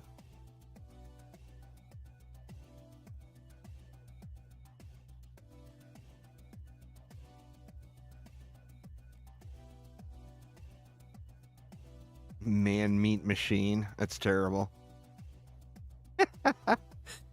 Some of the names that make it past. Let's see what US East has got here.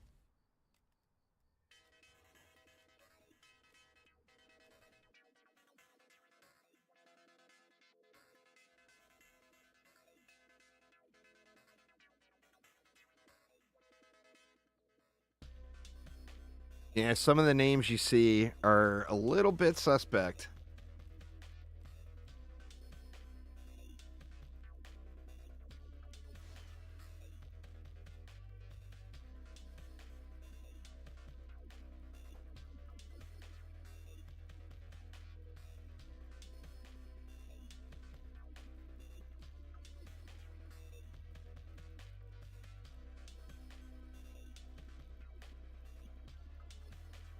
The old mini boss boom.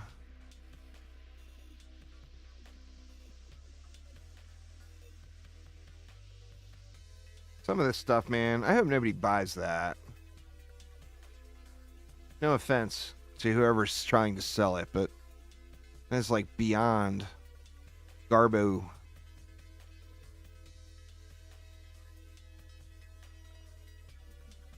Man, the prices on stuff has just gone so high. It's so hard to find a good deal on anything.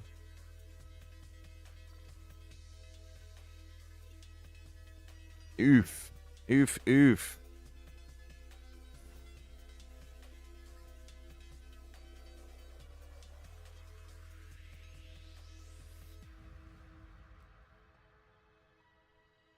Well, it's not the people selling, it's the people buying. That's just how it works. No matter what game you're in or real life or business you're in. I mean, think about it. If people were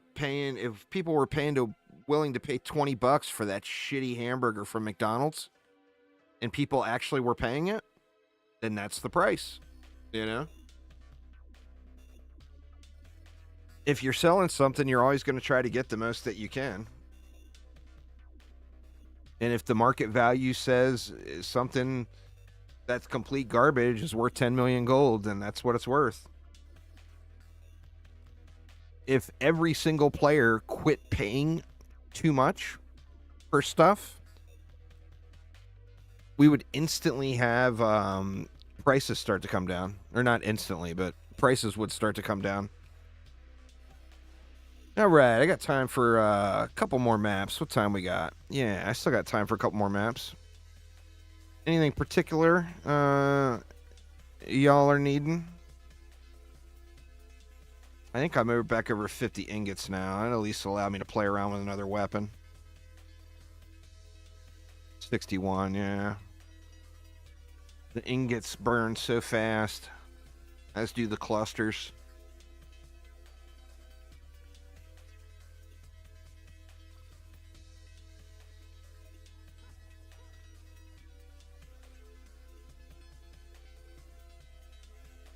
What do we got going here? We got nothing set up there. Let's do...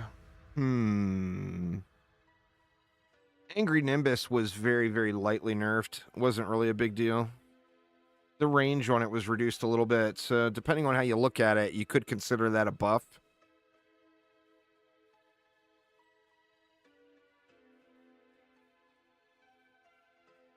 Prime Betsy farm. I mean, I'm not going to farm Prime Betsy right now, but I'll run a Prime Betsy map if anybody needs it.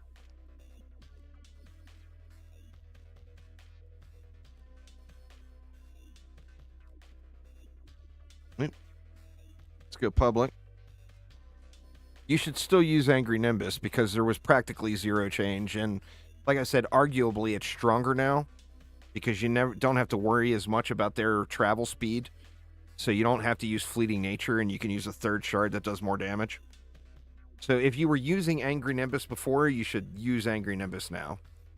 Because the nerf to it was barely noticeable for most players. The only way to do it fast would be to get carried in survival. There's not a whole lot of fast that goes on in Dungeon Defenders games.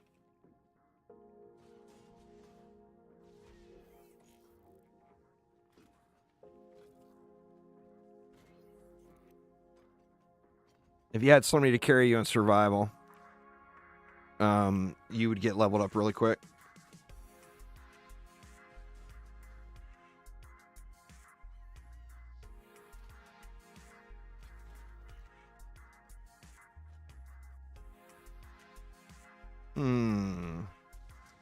Man, I came in here with the intention of building Spectral Knights, and you know if I build Spectral Knights, I'm going to get cursed like crazy all over the place. But I'm going to do it anyway.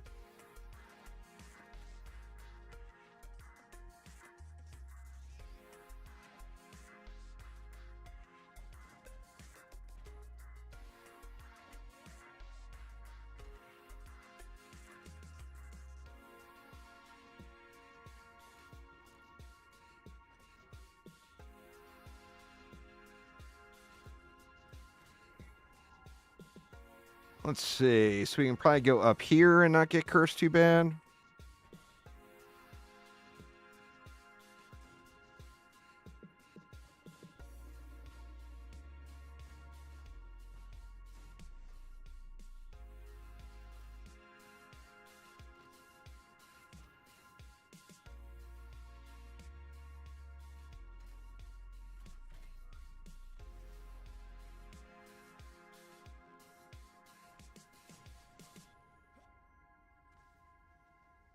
Here we can go on the sides.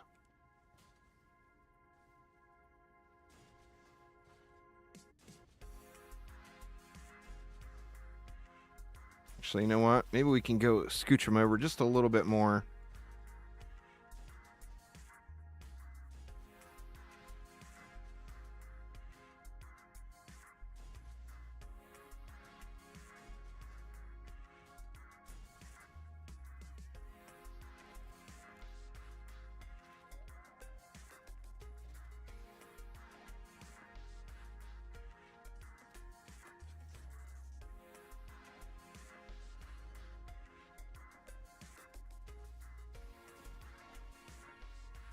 I hear Pepper marching around out there. There must be a deer out in the backyard or something.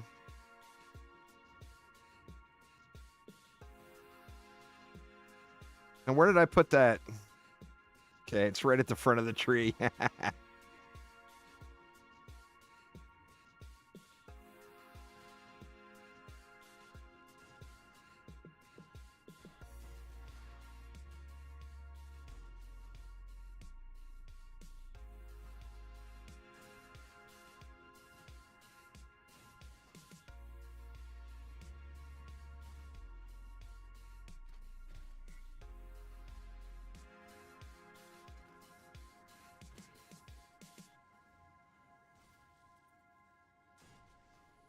All right, we still got a bunch left, huh?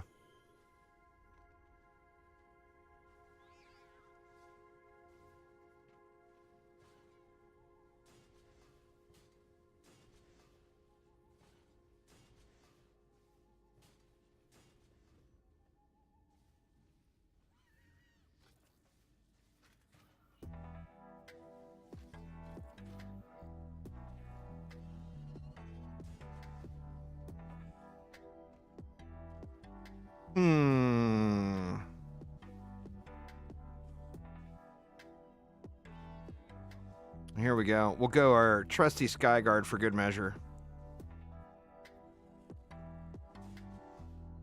The trusty Skyguard in the back.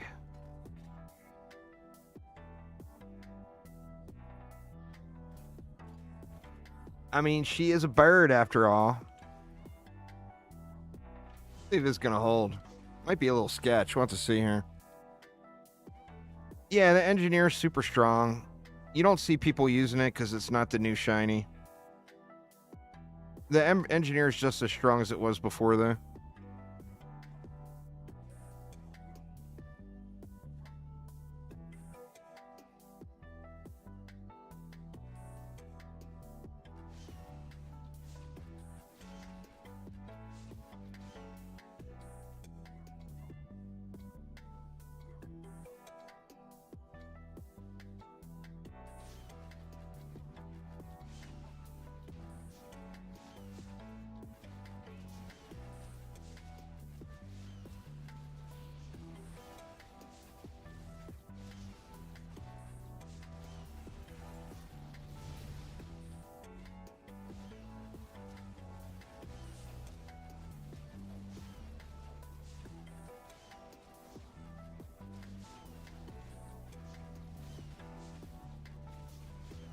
It's Skyguard getting it. Shooting those guys way over there. Love those things.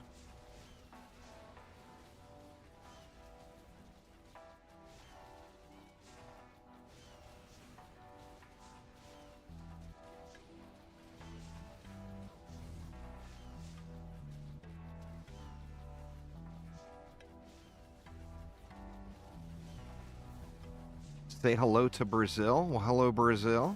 Actually, quite a few Brazilian players in the Dungeon Defenders community. There used to be a large amount of folks from Brazil.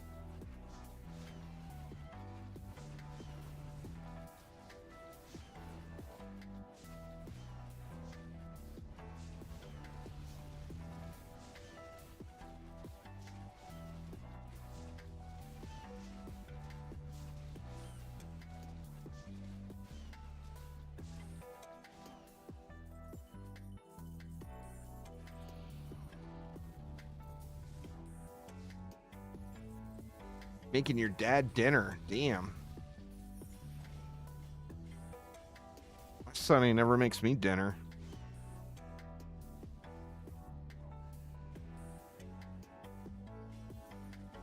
There used to be a guy, I think Google automates it now, but, you know, automated translations are always crappy. But there used to be a guy that went in and from Brazil that went in and subtitled all my videos in Portuguese.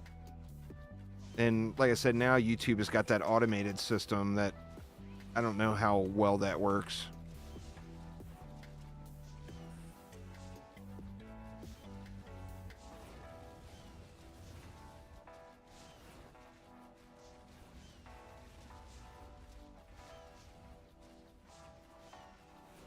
how it used to be is translations had to be submitted, and like the person would have to give people permissions to edit them or to add them in.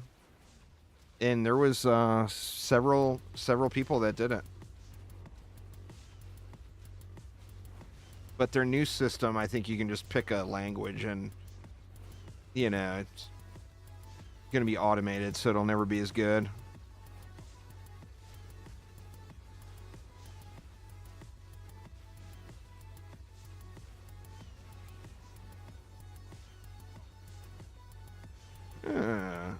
Wolf getting beat up over here?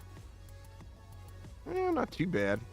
He's sitting in that curse was the problem, but he should be all right.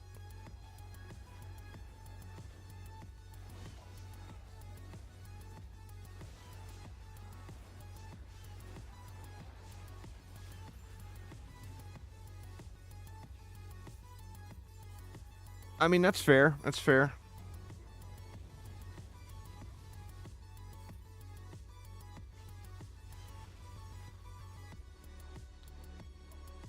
Yeah, it's because he's sitting in that curse. Or it's just shitty placement. That's always a possibility, too. Now we got these wolves sitting in a curse.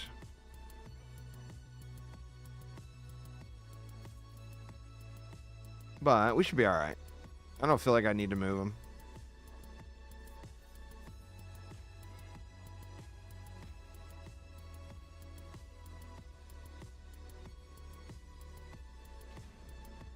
They're just there to be meat shields.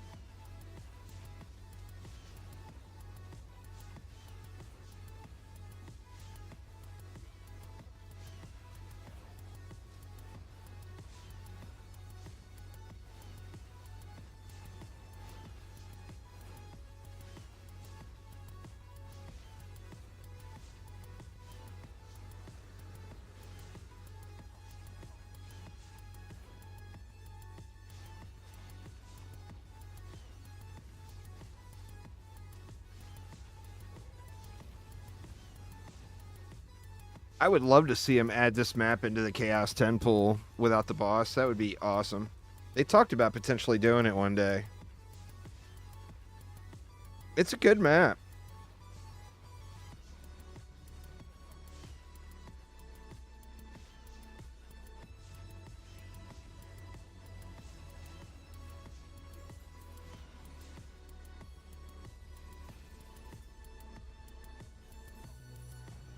With less DU available? I don't even think they'd do that.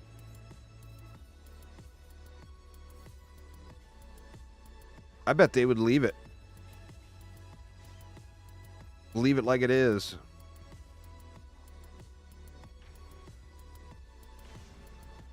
I mean, it's a ton. It is an enormous amount of DU. 4 lanes, 1500 DU. Well, 5 lanes, but this one only counts as 1.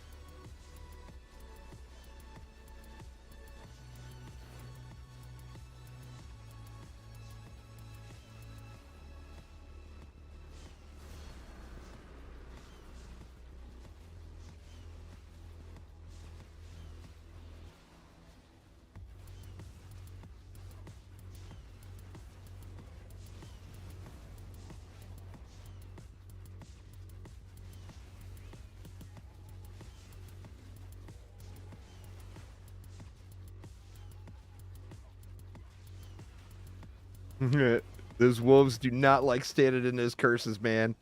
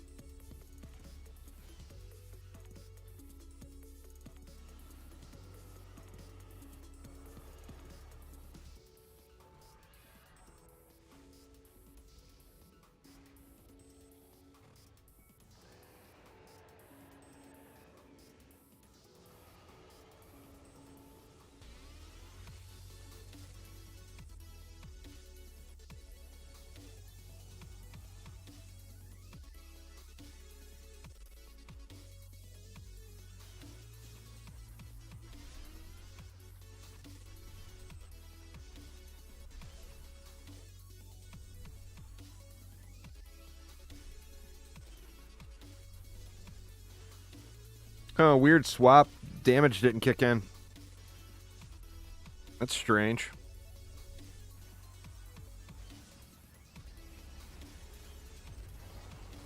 Poor girl just gets slapped so fast.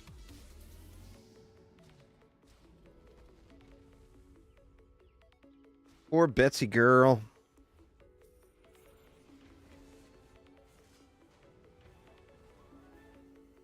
All right, let's see that Crystal Betsy egg laying here.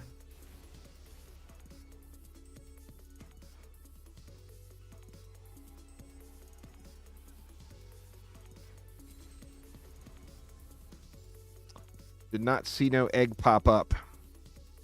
Boo.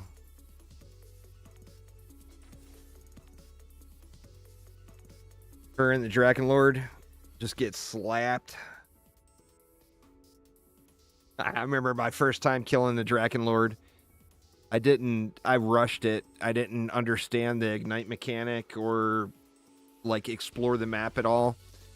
And I sat there with Shocking Revelations weapon manufacturer, and I stun locked it and actually burned it down. It took me like a year, but actually burned it down. So awful. That used to be a really cool effect before it was a mod. It's a shame that's not cooler now.